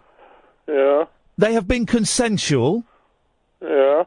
And I'm not sure I've ever grabbed a doodah. Not grab... I mean, how do you grab a Wang Chung? No, I don't know. But yet you claim to have done it. No, I haven't claimed to have done You it. just said every man's done it. No, I said most men. Oh, most men except for you? Yeah. Right. What makes you so special? Because I've never done it. And I've got an intro for your performance ring. Oh, beautiful. You've heard him on the radio. You've seen him on television. You've heard him on the podcast. Live in London, Iain Lee. Can you clip that? Send it over to... Oh, yeah, what about Kath? And you heard her on 3 counties. You heard her on Talk Radio. His #1 lady, Miss Catherine Ball. Can you send those over in 2 separate sound files, and they will be played as our introduction on Sunday night. Thanks for that, Alan. No worries, Ian. Take care. Bye. Oh, Alan? Yeah? Have you got Skype? Yes, I have. What, with video? Yep, on my Mac.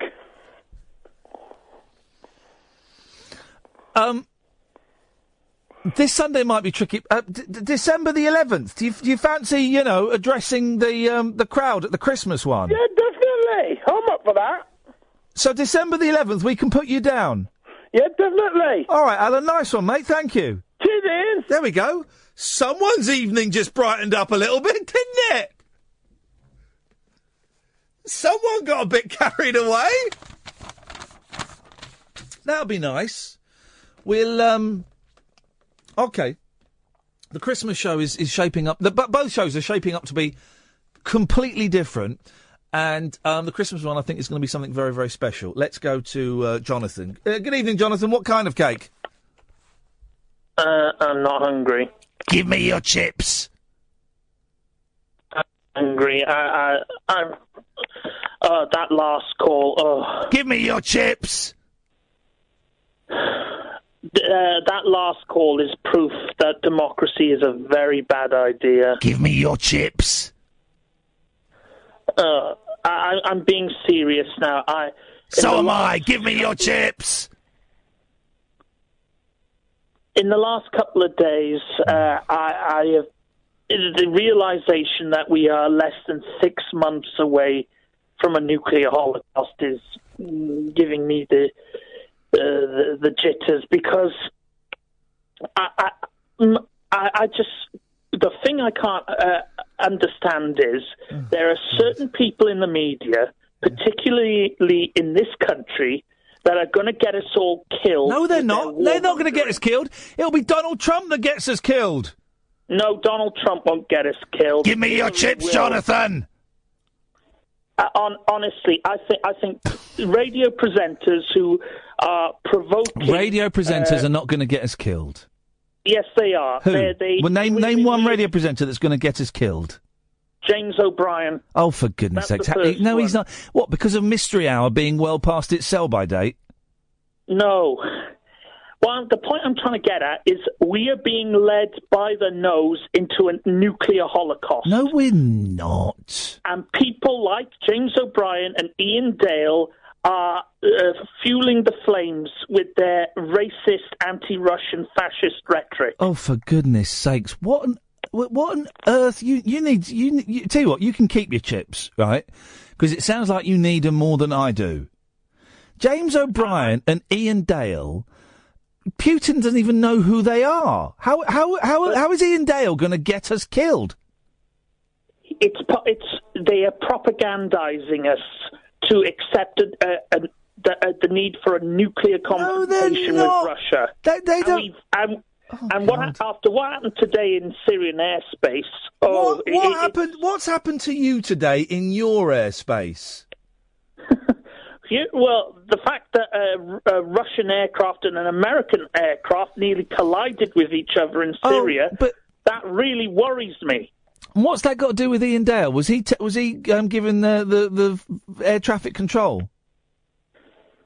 Don't be silly. Look. No, hang on a minute. You've just told me that James O'Brien and Iain Dale are going to cause a nuclear holocaust, and you're telling me not to be silly? Oh, he's gone now. Look. Who's gone? The voice in your head. These people are propagandizing us for a nuclear war. Who isn't? No. Who's telling us the truth then? Where should I go for my facts? If Hillary gets in, which she where should I go, Jonathan? So, O'Brien and Dale, a left-wing and a right-wing radio presenters. They're both left-wing. No, they're not. Yeah, they are. Iain Dale's no right-winger. Do you know who? Do you know what picture Iain Dale has above his dining table? I know who he has above his dining table. Who does he have? I know who he worked for. Who does he have above his dining table? Who does he have above his dining table? I know stuff about Iain Dale, but if it came out... Well, I don't want to know that. I'm asking you a question. Who does Iain Dale have above his dining table? Margaret Thatcher. He has an oil portrait of Margaret Thatcher above his dining table.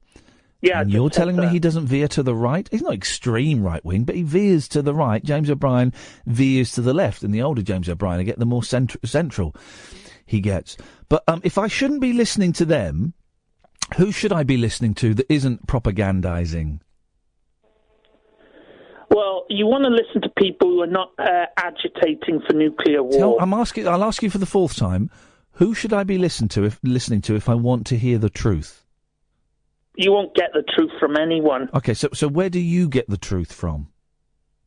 I get it from what I've observed from various news reports from can you tell agencies. me? I'm going to ask you one more time, Jonathan. Right?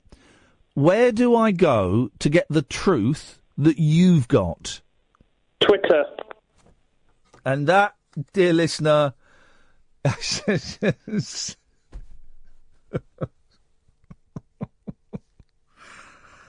oh. Oh, man. Lee, what kind of cake? Caraway seed. Ooh, you ponce. What you got for us, Lee? I don't like them, actually. My dad used to like caraway seed cakes. That's why I remember them. Well, there you go. It's nice to think about our dads every now and then. I know. I'm a little bit stuck after Jonathan. You know, everyone was in a light-hearted mood, and I'm don't worry about that. Prone. Don't worry. We need to go back to. All right, cornflour. There you go. You was talking about talcum powder and cornflour. Yeah. Well, my late brother was a chef, and he didn't bother with talc. He had about 4 boxes of cornflour in his bathroom. Let's put it that way. Oh, okay. So, can you use flour? Well, I believe talc is something like 40% cornflour anyway, I believe. What is that? Well, hang on a second. Everyone keeps talking about this cornflour. What the hell is cornflour? It's flour made from corn. Oh, I see. It's like that, is it?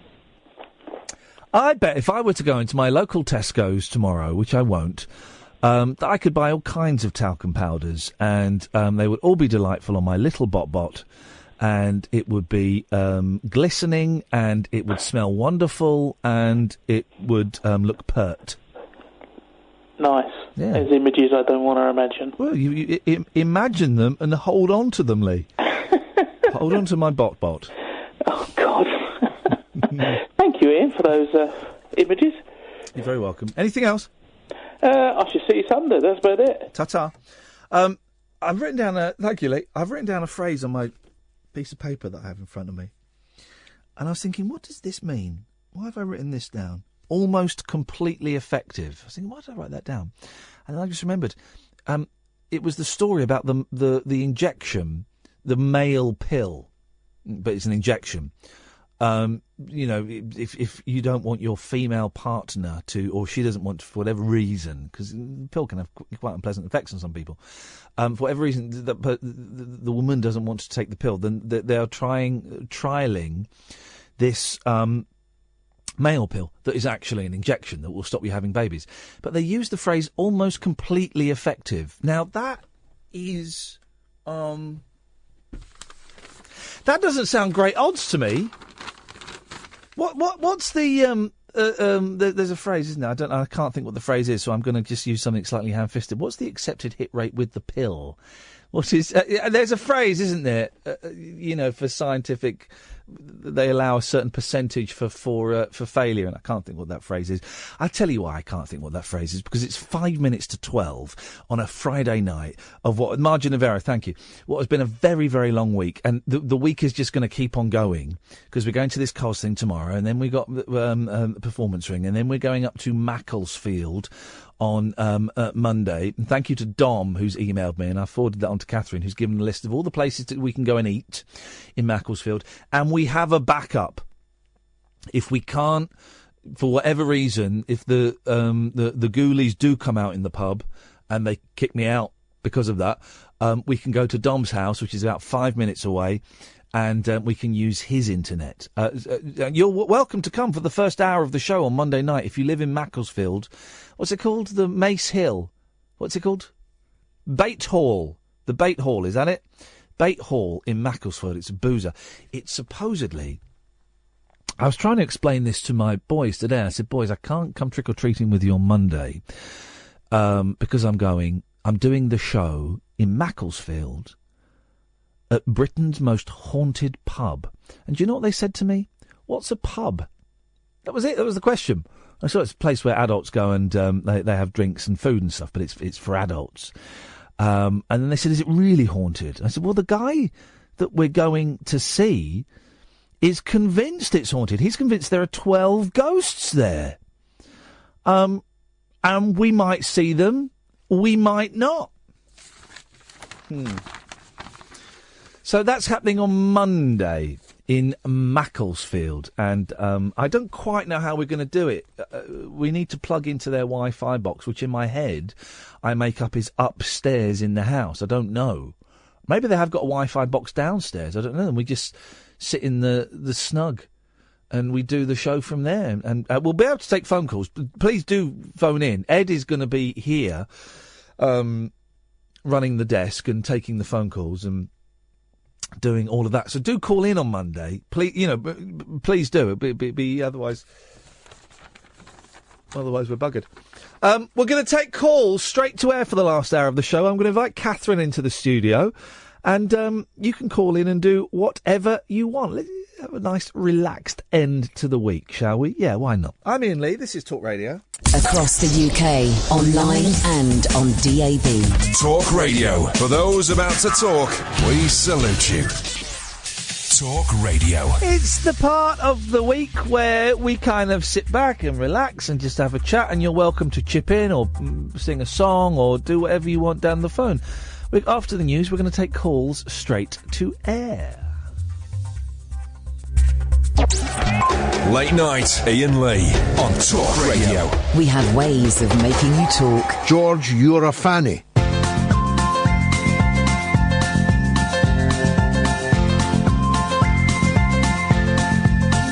There's a voice that keeps on calling me down the road. It's where I'll always be. Every stop I make a new friend. Can't stay for long, just turn around and I'm gone again. Maybe tomorrow I'll wanna settle down. Until tomorrow I'll just keep moving on down this road that never seems to end. When new adventure lies just around the bend. So if you wanna join me for a while, just grab your hat, come travel light, that's old style. Maybe tomorrow I'll wanna settle down. until tomorrow, the whole world is my home. So if you wanna join me for a while, just grab your hat, come travel light, that's old style. Maybe tomorrow I'll wanna settle down. Until tomorrow, I'll just keep moving on.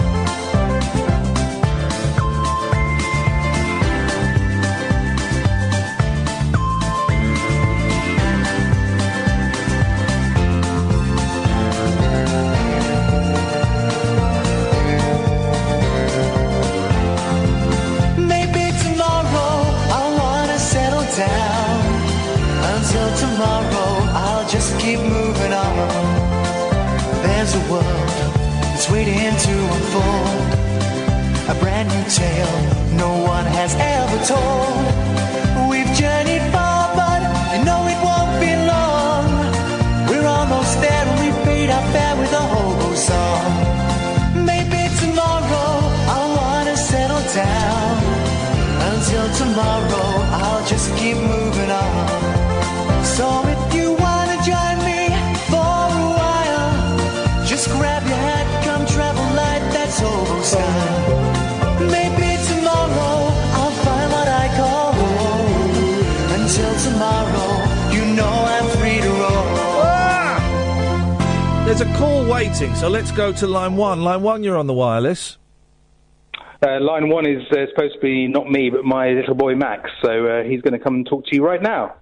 I look forward to it. Give me 1 second. I certainly will. You're live on the air. Speak now. Hi. Hey, Max, how you doing, man? Good. What you got for us? Not much. I don't really know. Oh. Who's that in the background? What? Who's that? Who's that other young voice in the background? I think it's Harry. Say Harry, button it. What? Tell him to button it. Button it, Harry. Yeah, button it, Harry. When are you going trick or treating, Max? What day are you doing it? We don't go trick or treating. Why? Mum or Dad doesn't let us. And also we're in a flat in Manchester City. Your mum and dad don't like you? No, they don't let us go trick or treating. Oh, okay. They do love us. They just don't let us go trick or treating. They love you, but they don't like you. We're not dickheads. Don't let us go trick or treating. Okay, fine. How do you feel about that? I don't care. Okay, fair I enough. don't care. I don't even want to go trick or treating. Why would anyone want free sweets? I don't know. Exactly. I just like lollies. I like lollies. Hey, you know when it's like a really hot day, and you go to the ice cream van at the park? Do you get an ice cream, or do you get an iced lolly? Ice cream or ice lolly? I don't know. No, because my boys always go for the lolly, the ice lolly, and I was always. I sometimes go for ice cream, but I mostly go for ice lolly. This is it. The ice lolly seems to be the thing these days. When I was a kid, the ice lolly was a bit naff. No one wanted the ice lolly, Max. We all wanted a 99. What's it called? You'll know this, Catherine. When you've got an ice cream. So an ice cream with a flake in is a 99. Yeah. What's it called when you've got an ice cream with an ice lolly stuck in it? That's thing. That's called an industrial accident. No, that's a thing. No, it's not. That is a thing. You look. Have you seen this, Max? On the side of some ice cream vans, it's an ice cream with an ice lolly stuck in it. No. Oh. Exactly. I'm with you. I mean, I don't know what kind of vans you've got where you live. Honestly, it is. Who's that person in the background? Me. That's Harry. Shall I tell her to button it? Hello? I'm still here. Oh, that's a shame. I just don't get it. You don't get what? What that guy's name is. That guy's name is Harry.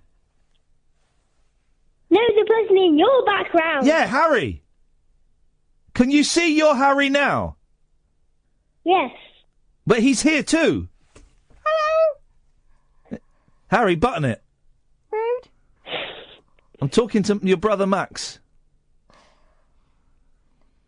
This is How weird. can you be at two places at a time? Exactly. Halloween. Button it. It's gonna be. I know he's not there. How do you know that? Because he's right here. I can't. Button it. I can't see him there, but I can see him here. That's because you're on the phone. How do I know you're not lying? Aha. Because I can see him right now. No, you can't. I can. He's Look, there. Harry, speak. Harry, speak.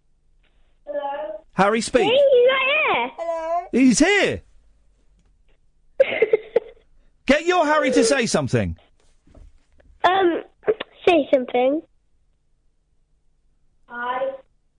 Right. I'll get my Harry to say something, shall I? Hi. See?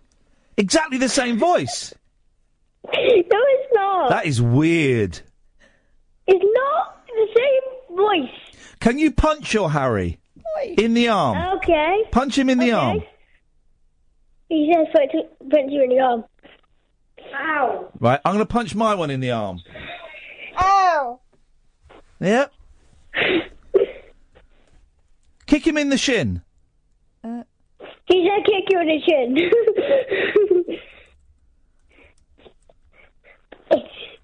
I'm going to kick my Harry in the shin. No. He said. He only said to. No, I didn't. What are you talking about, Max? Why are you lying? No, I didn't. Yes, you did. That is libelous, Max. Why I tell you to go and attack another child? Are you crazy? It's child abuse. I've not done anything. Don't start saying that word. I'm a DJ. Blimey. Well, Max, it's been great talking to you and encouraging you to bully your older brother. Oh, there's a little chipmunk there. As a former BBC presenter. As a former Yeah, your dad's playing naughty tricks with you. What's he doing up at 12 on a... it's Friday, isn't it? Friday. 0844 499 1000, 7 pence a minute. Plus standard networks charge, probably a bit more for mobiles. Is that it? Is that the spiel? Can I talk normal again now? Yeah. Good. Who was that? Not a clue. And that's kind of what we do on Friday nights, the last hour of the show. We take the calls straight to air. I keep opening my laptop during the show, and it keeps distracting me, and when I close it, I'm more focused. All right. No, you can keep yours open. Well, I just have to keep a running count, but I'll just make it up. It's fine. Yeah. You're right. It's not going to be every show, but every now and then, I think it's nice just to do a phone-in radio show. Because that's, for me, is always the main essence of what our job is. And the Twitter stuff is great for drawing people in. And the Periscope, as we know, is brilliant for drawing people in. And we've had new listeners and new callers and people from all around the world who don't know who I am joining us because of Periscope. I'm now on the Periscope VIP programme. What does that mean? I'm not sure. But I've been invited. I'm now in some chat rooms. Oh? Yeah, no, I've been invited. I've got this profile now, and I've been invited in some chat rooms by a woman called Lily, who is like the head. She's in America. She's the head of Periscope, like social relations. All right. And I'm in these chats with a guy from Monaco and a guy from, and I said, "Hello, everyone. What is this?" And it's an idea. We're a place where people hang out and they share ideas about how to use Periscope and stuff. And I'm thinking, well, okay. Any good ones yet? No, I don't like chat rooms. I don't really know what I'm doing there. But honoured that I received an email saying you are one of Britain's leading Periscopers. Whoa, you speak my language. I am happy with that. The lines are just flashing, and I'm going to pick them as and when I feel like it. Line 6, you're on the wireless.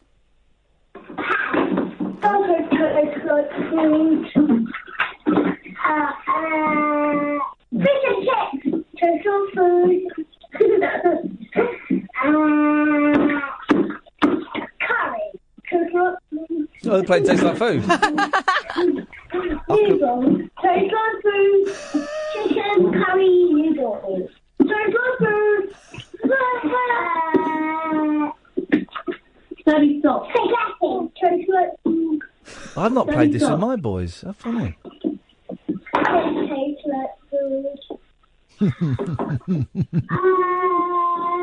they in the bath? Sounds like it.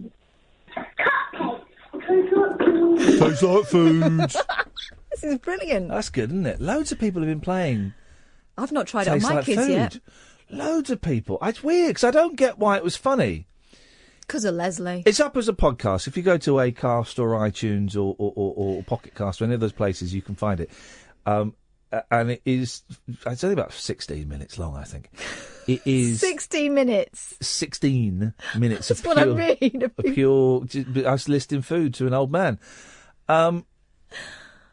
And I can't. I'm honestly surprised that people. I thought it was just going to be us on the show that were laughing at it, but everyone seems to love it.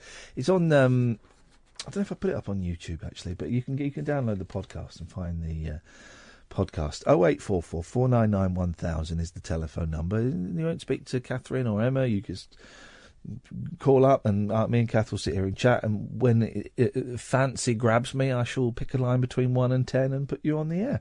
The phones are quite busy tonight, but do keep calling. 0844 499 1000. This is Talk Radio. Late night, Iain Lee on Talk Radio. We'll get you talking. Calls straight to air for the last 45 minutes of the week. 0844 499 1000. Killer clown, pedos alert. Wow. They've brought pedos into it. Pervs in prank disguises. I love the killer clown story because it's not. Someone's been arrested in connection with a stabbing that happened and concerned a woman wearing a clown mask. But that's not the same thing as a killer clown. No. Pedos could dress as killer clowns to prey on children this Halloween. Right. Spot the obvious mistake there. Because kids will not go anywhere near Killer clown. No. So they want to dress up like... If pedos... Surely pedos could dress up as bunnies this week in an attempt to lure kids into wicked sex games. Because kids... Or if you dress up as Mickey Mouse... Pedos could dress up as Mickey Mouse. Yeah, my kids are terrified of clowns. Yeah, of course they are. Why would any clowns? Never mind killer clowns. This is the most made-up story. It's a made-up story about a made-up story. Do you know what really disappoints me? It's kind of an important charity doing important work, buying into this nonsense. No, they're just looking at getting They're headlines. trying to get current, I know, but it's just... Charities are worried the sinister costume mania will reach its peak in the next few days. A spokeswoman for the NSPCC, said, "We fear the recent creepy clown craze, which hasn't actually happened and is a myth made up by the newspapers, could see Halloween used as an opportunity to molest, intimidate or harm children. Creepy clowns are all trick and no treat." Oh, NSPCC. The warning came... 0844 499 1000, by the way. The warning came after police shut down 5 schools following a torrent of social media posts about killer clowns wielding baseball bats in Scotland. Any pictures? Hoaxes, then. Yeah. Because that's what kids will do. Yeah. I remember, we had something like that when we were at school. There was a rumour going around. There's a rumour going around, and I don't know what it was. A spokesman for West Lothian Council denied the incident was linked to the sinister pranks, but said it stemmed from threatening phone calls. The NSPCC, and this is where the newspapers should hang their heads in shame, the NSPCC revealed that in the past 3 weeks its child line had been called 462 times by children terrified of creepy jokers. Yep. Well, that's the papers' fault. That's the newspapers that have done that, because the creepy clowns do not exist. There's probably been about 3 in America, and that's it. And I saw a creepy clown costume when I was going down Oxford Street. You know, they have those weird naff shops that sell... Yeah, I saw that. Did you see? There's a T-shirt that said something like, "You don't like clowns" or something. Everyone's buying into it now, but it's kind of a self-perpetuating thing. Yes, line 5, you're on the wireless.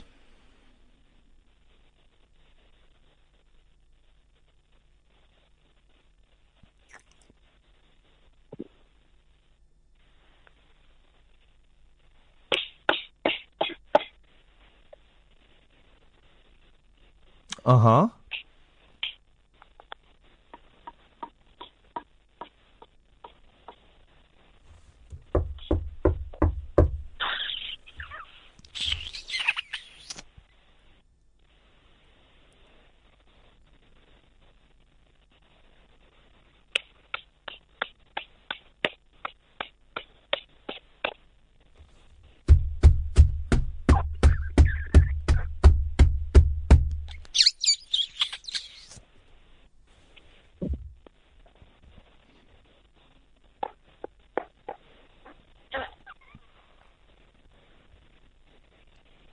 Huh? Okay. Now, here's a thing. We'll play the Francis Rossi interview out next week. Mhm. It's on the quote. And we may have missed a trick. Because, well, according to The Sun, Britain's greatest newspaper, The best. it's over for the quote. Rick Parfitt. It's Quover. That's better than what they've gone for. Rick rocking all over. Rock veteran Rick Parfitt has quit status quo for good. Quit. Now, it's interesting that because you'll hear in the interview, when I speak to Francis Rossi about it, it must be weird not being on, not doing the interviews and not being on the stage with Rick. And he went, well, doing the interviews, it's fine, because I'm the best at doing the interviews. And on the stage, we've got some new young band members in, and it's a bit of work, and we've had to work a bit harder, and it sounds really good. And I thought, that's not the line I was expecting about, I miss my mate, and it's going to be weird without him, but we're going to get on with it and do our very best. He didn't seem that bothered, did he? It didn't seem that bothered. And then you read the story. Rock veteran Rick Parfitt has quit status quo for good. The rockin' all over the world guitarist, 68, has officially called time on his involvement in the band after almost 50 years. It follows a heart attack in June, during which he died for several minutes. Rick won't take part in the Quo's final run of electric shows this year, after which they will only perform acoustic gigs. Asked if he would return, Rick said, "No, I don't think I want to." Now, he's recently left his third wife as well, hasn't he? And he's obviously had a heart attack. And so in my head, I'm making up all kinds of stories about, well, it's too late for 68, it's too late for a midlife crisis, but that's weird, isn't it? It's weird, and it kind of, and we didn't, we just, when we was talking to Francis Rossi, it was assumed that Rick Parfitt him leaving was a temporary measure, but if that's true, that kind of makes what he says make a bit more sense. Yeah, and remember, we were briefed not to delve too much about what was going on with Rick in his private life, weren't we? But we thought that they just meant about his marital breakup, and that's nobody's business anyway. Yeah. It's weird, isn't it? Oh, we've got our silent friend back.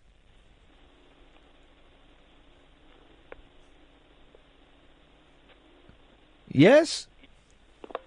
Whenever you see a hearse go by, you know you'll be the next to die. They wrap you up in bloody sheets and throw you down 10,000 feet. They put you in a big black box and cover you up with dirt and rocks. All goes well for about a week until your coffin begins to leak.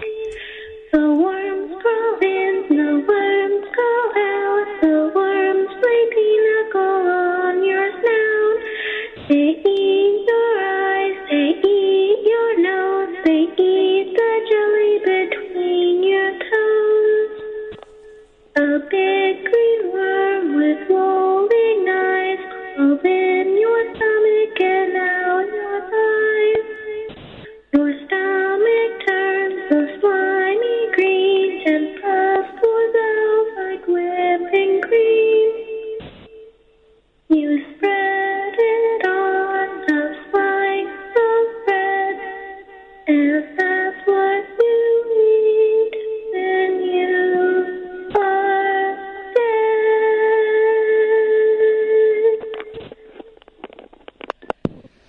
Couldn't hear all the words, line 7, but what I did hear was terrifying. Yes, and that is why I'm getting cremated. Late night Iain Lee on Talk Radio. We have ways of making you talk.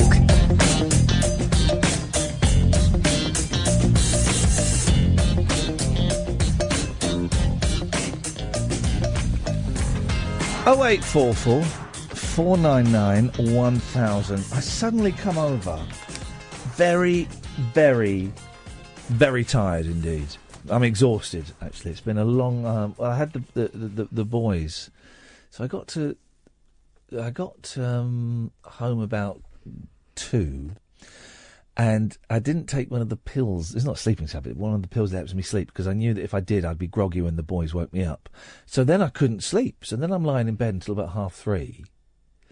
And I think they came in just before 7. Ooh. To show me their new Lego. And you have to be enthusiastic. You don't. It's good that you are. I'm not seeing them all week because I've been working and stuff. I'm not seeing them all week, so it was nice to see them. And what did we do today? We ended up spending about £100 on fireworks. Wow. Yeah, I went to the garden centre instead of Tesco. Should have gone to Tesco. And last year was the first year I'd ever lit fireworks, because I'd always been told never. My parents had fireworks 1 year, maybe 2 years, when I was like 5 and 6. But we always told store-bought fireworks. Oh, they were always pony, weren't they? Yeah, they were always. But the ones I got last year, I spent about £60, and they were brilliant. You can get them now, then they're like all in one box, and they set each other off. Yeah, it's like a display. Well, but I like the fun of walking up there and doing it and running back. Do.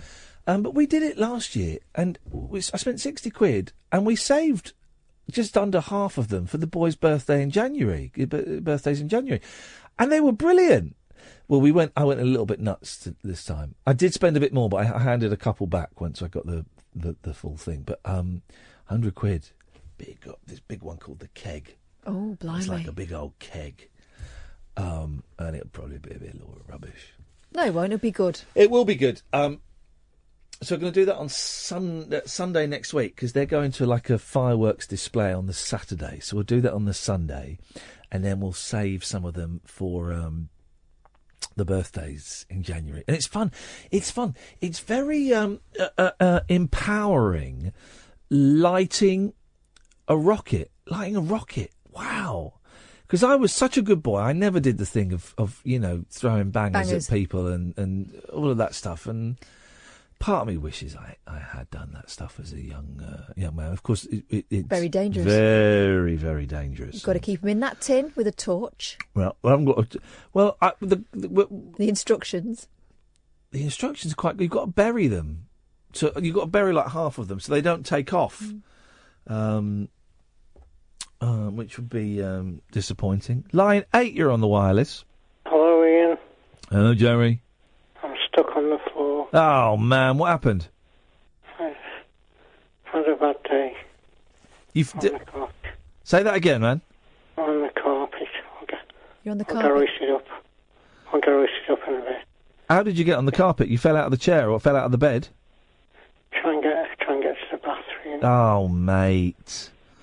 Have you not got any, is there no one that can come and help you? She will do. I'll bang. Can we ring someone? Oh, just ring this number after.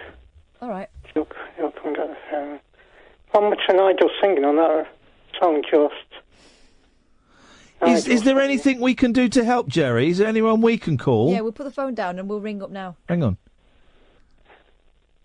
Hello? Hello? Yeah, Gerry, is there anyone that we can call? Yeah, just ring this number. Well, but... I'll hang up and I ring the number. Yeah. But, all right. But how are you... Who's going to come and help you? Carers. And they know that you're on the floor, do they? No, they don't know I'm on the floor. Do they know you're on the floor? No. They don't? Right, let's ring. Have you got their number so we can call them? Fine, they'll pick It's up as in soon this as number, it's the caring phone. Oh, okay. All right. Let me do it now. All right, then. I'll speak to tonight. Don't worry, Jerry. So if we're going to give you a call back, all right? Okay. We'll sort you out. Don't worry. Thanks, mate. I'm going to hang up. You put the no, I'm going to wait till you put the phone down before I cut you off. He's gone. All right.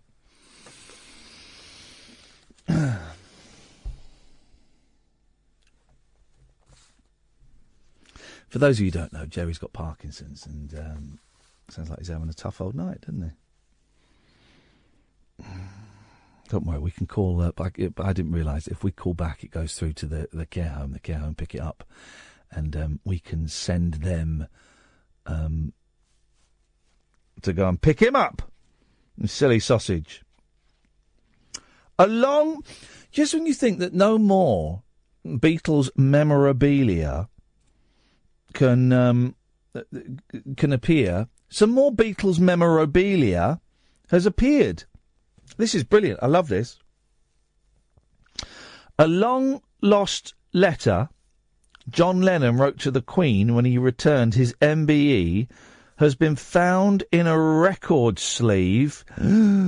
Wow. Imagine. And valued at £60,000. The November 1969 note is thought to be a draft of one sent by the late Beatle. The record hiding it was bought at a car boot sale 20 years ago. Imagine that. Imagine you pop open the record and there's a letter from John Lennon in it.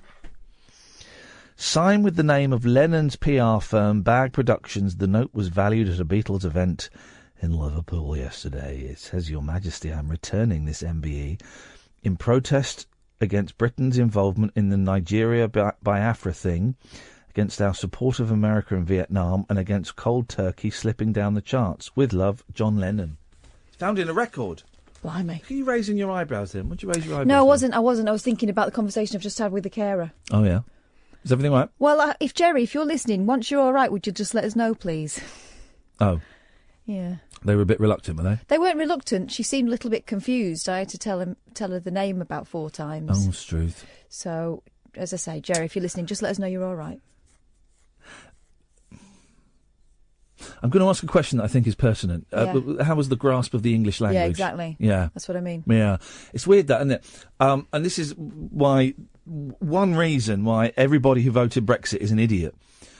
This is just one reason, because all the carers in my mum's home are Polish. They're all Polish. There's a couple of Japanese girls, because they have this weird kind of thing where they give like boards to Japanese students if they come and sort of work there on a part-time basis. But I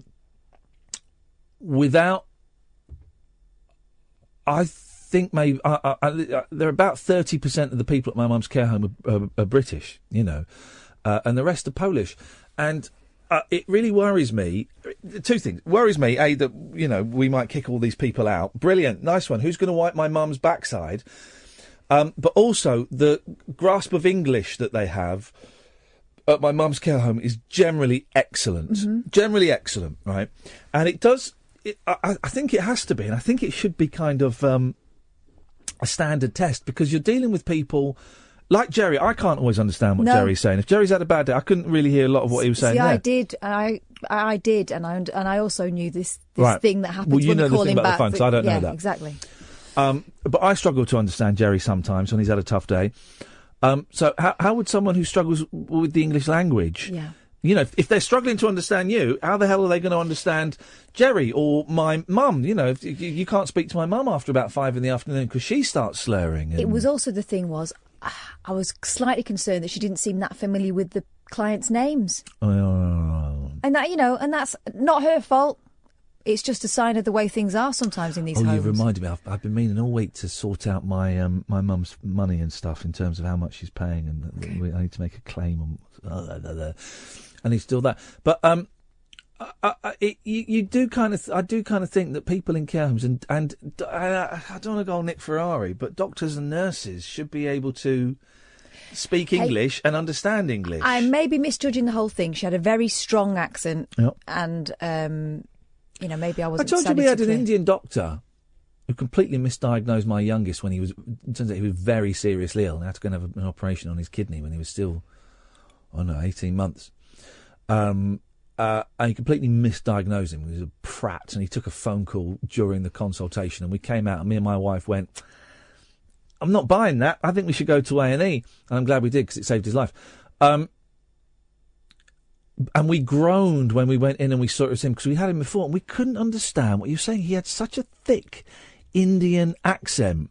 You know, and I've spent time over in Pakistan and India, and I've listened, I understand a lot of thick Indian accents, but I couldn't understand a word he was saying. You all right, Gerry?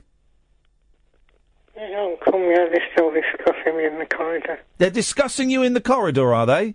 Yeah. What are they saying? Troublemaker? It's all agency stuff, so I don't know what it is. I'm struggling to understand you tonight, Gerry, and I'm sure you can understand why, because you're tired. They're coming. Are they coming in? So they can take me off, I'll do so. I'm gone. No. They're coming. God, they're quick, aren't they? Good. Yeah, got an hour of cardiac. Nice carpet, though. Yeah, what? Describe the carpet to us, Gerry. What can you see? It's kind of brown. It's got a damp patch on it now. Well, what's under the bed? Anything? Me. Yeah, well, yeah. I suppose, is it a two-man operation to get you up? Have they got to put you in a hoist? Yeah, we swing and everything. Yeah. It takes a while. It takes a while to... Yeah, the tripod's coming. Oh, well, that's good. All right, they've got the they equipment. know it's you then. I was a bit worried about that. It's squeaking down the corridor. Good. It's exciting, this. Spent many time on the floor. There's your mum. Iain? Yeah, say that again, Gerry.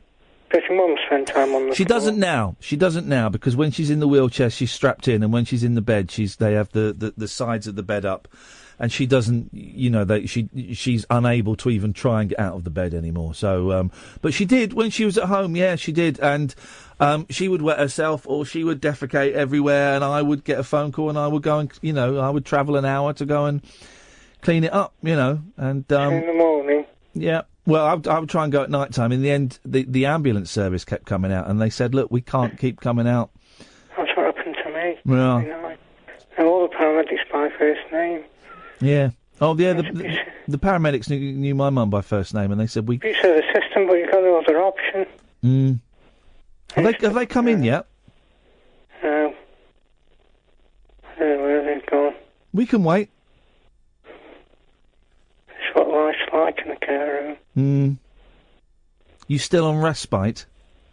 Yeah, I've been here almost a year. It's not much respite. I can't see them. They've gone. Maybe someone else fell out before you, and there's a queue system. Epidemic. Triage. Can I hear someone in the background? Yeah. There we go. Yeah, there we go. Anything else? I'm coming here. Footsteps coming. Here we go. Imagine, Gerry, if they came in and they murdered you. No, imagine. And they didn't know he was on the phone, and we heard it.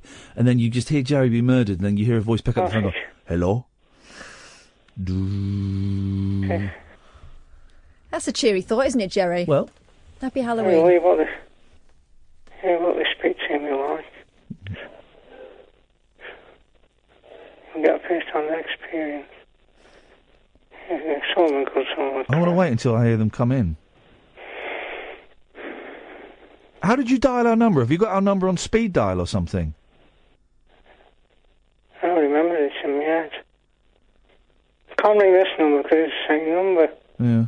So I can't ring the same number I rang you.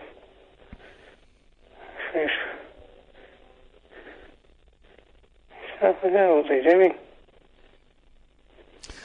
They're taking their time, but it does involve a couple of people and a big piece of equipment. So, but still, you would think someone would come in and say, "We're just getting someone else and a big piece of equipment." It's amazing, isn't it? Imagine this was your dad. I Do you know what I mean? I Or your know. brother, or your son. Flipping. I don't feel frail on the floor. On your face and a pillow. Yeah. It's easily done. Are there a lot of people upstairs, Gerry? Because I said, Gerry upstairs, and she seemed a little bit confused. She couldn't get you mixed up, could she? She's agency. That's it. They don't know, do they? Uh, That's what I was worried about. agency. We've got 20 minutes yet. I'm in no rush. No. It's all right. Podcast will be interesting. So what we've been talking about tonight. We spoke to Glenn Berger, who's an author who wrote a brilliant book about working in a recording studio in the 1970s. Can't wait to one. He was good. The 80s. Are they coming in? No, I went to a recording studio in the 80s. You did say that again? Went to a recording studio in the 80s. Did you? Yeah, I recorded Steve Caddick out there. Ocean Colour Scene. Oh, that was your fault, was it? Oh, come on. This guy worked with Jagger and Dylan and stuff. He's fascinating. It's a really good book. I was a T-boy. Here we go. This sounds closer. Hang on, let's have a listen. Sky Speed. Glenn, have you just phoned up?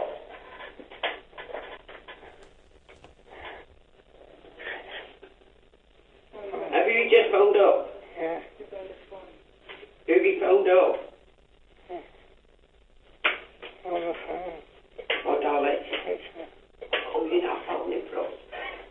The phone to get me off the floor. The phone you to get me off the floor.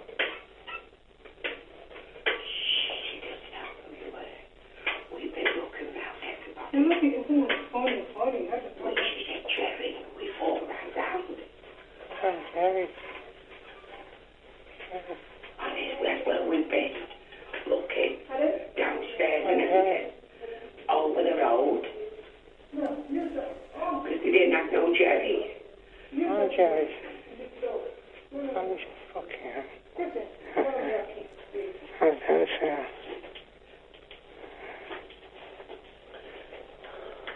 Yeah. It's all a bit confused. It's all a bit confusing, Jerry. We're with you, mate. Yeah.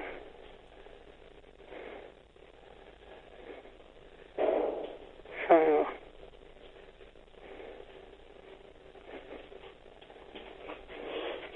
can you get me?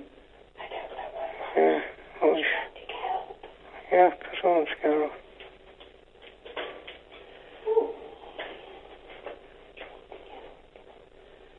Yeah.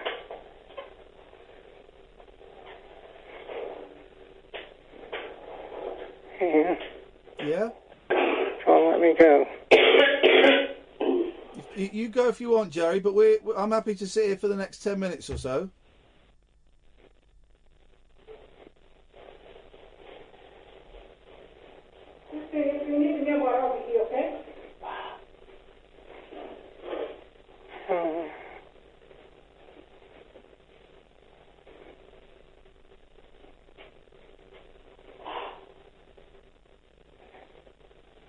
Whispering. What's going on, Jerry? Are they moving you? They're whispering. What? I think she'll on the door. Actually.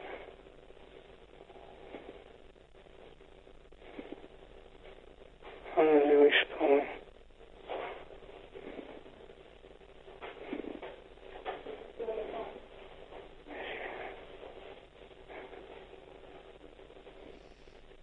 Is he still on the floor? Bloody hell.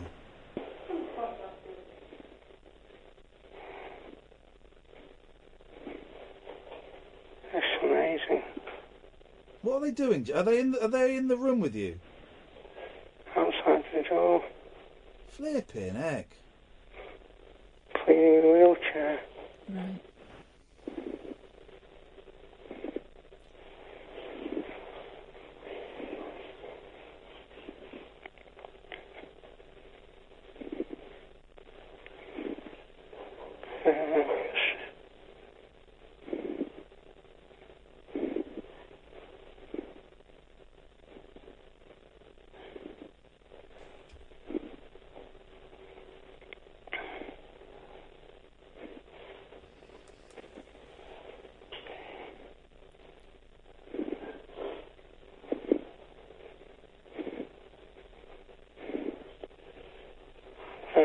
going on. Gerry, did I hear right earlier on where she was saying she was looking for Gerry, like, over the road or something? Yeah. She didn't know you were Gerry? Gerry's been with Lane. Ah. Oh, well, you can forgive her for that, then.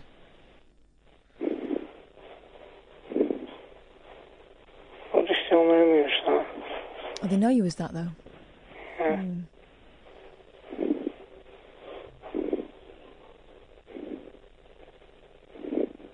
All right, so if they're agency, they will have just looked down the list, I'm guessing.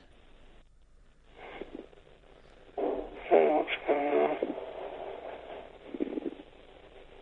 Where are they now, Gerry? They're in the room or outside the room? In the doorway. This is taking the piss. It doesn't take this long to get someone up off the floor and clean them up and get them back into bed. Yeah, I'll be asking what I'm doing down here. What's that noise?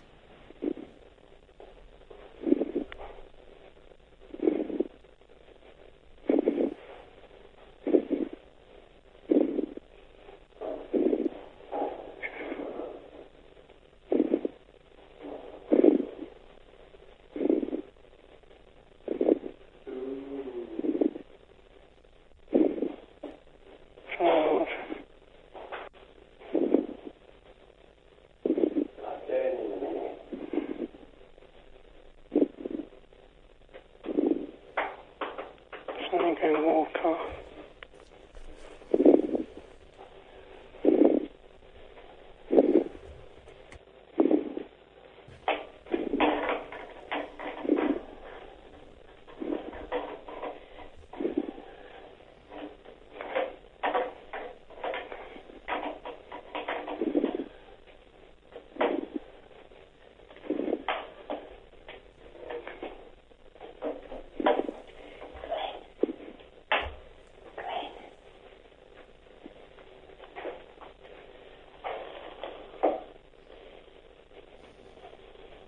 Yeah. Is that them coming back, Gerry? Yeah. If you're wondering why we're sticking with this, two reasons. A, because we've got souls. And B, because this could be your mum or your dad or your brother or your son Or your you. sister or you. And this is unbelievable. And I know an F-bomb fell out earlier on, but I apologise if anyone was offended. I'm saying that because I have to say it, but I know you won't be offended.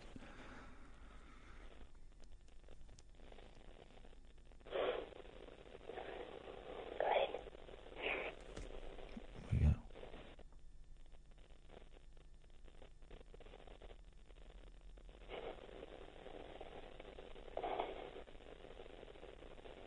Gerry, you all right?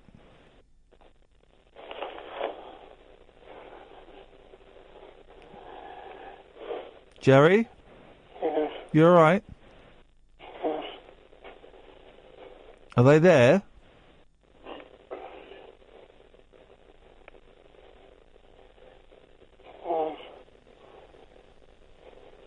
Yeah. I'll give you a bell. Okay. She says she's going to give him a bell, I think. Mm. So he can buzz if he gets in trouble.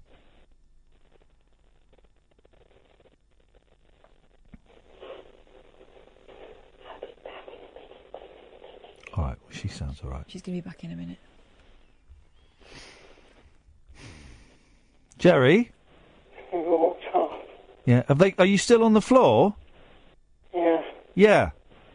He walked off. She's walked off. Okay. They all walked off. Where have they gone?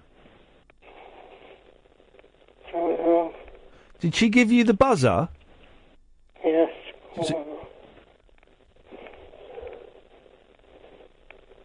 How many people were there?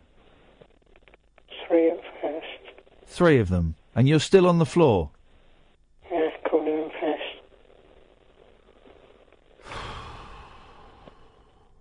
That's the reality of care.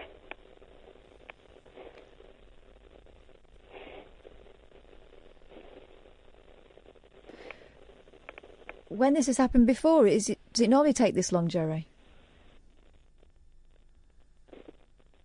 On occasions. And how many people does it take to put you up? 2. 2.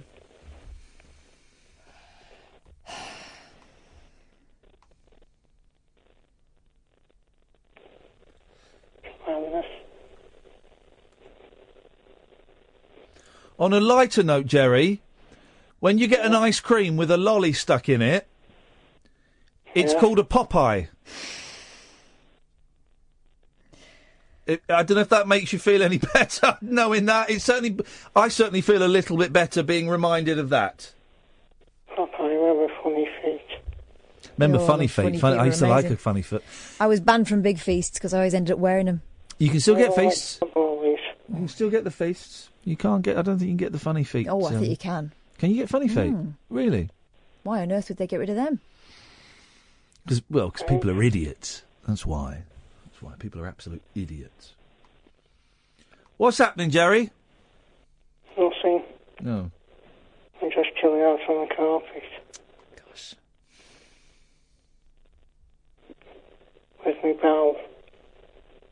Got me bowel. And what's the point of the bell? They know you're on the floor, don't they? Yeah. It's a bowel. Like Quasimodo. God. I've been there. Notre Dame Cathedral. That'd be so right. It's nice, isn't it? Yeah. It's a bowels.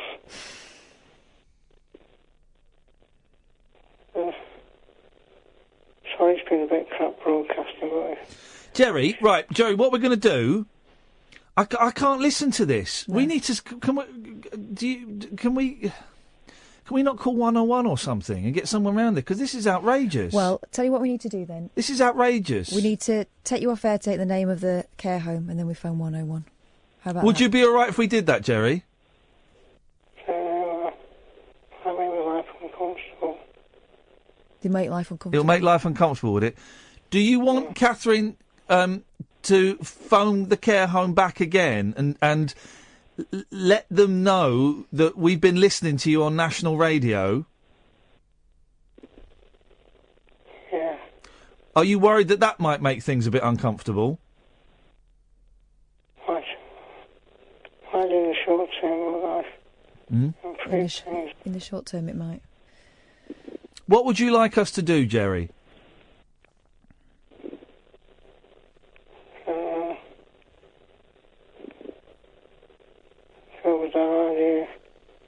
Right. This is what I'm going to make an executive decision, Gerry. If you don't mind, Catherine is going to phone up and ask. We won't mention her on the radio, okay?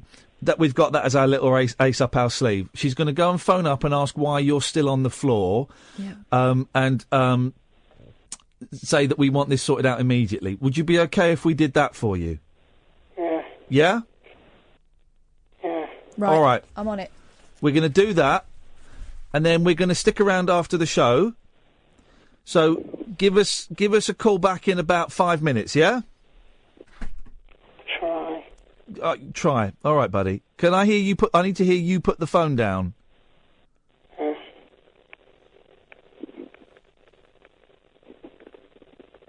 I'll get there eventually. Don't worry, take your time.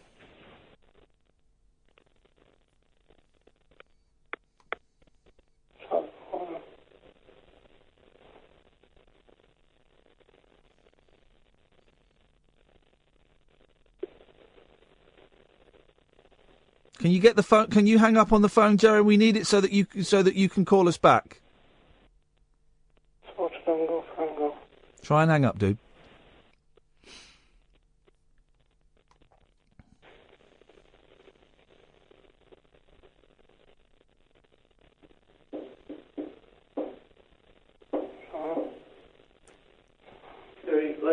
Hang on. You okay?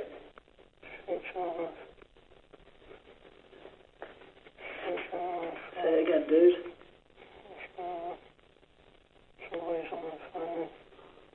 Somebody's on the phone. Hello? Hello? Hello, yeah, this is Iain Lee. Gerry's on on Talk Radio. How long is it going to take to get him up and cleaned and in his bed? I'm sorry. Who am I speaking to? You're speaking to Iain Lee on Talk Radio. How long is it going to take to get Gerry up and cleaned and up into his bed again? This isn't really an appropriate conversation. No, I know. He's been on the floor for half an hour. I just wondered when he's hung up on me. He's hung up on me. He's hung up on me.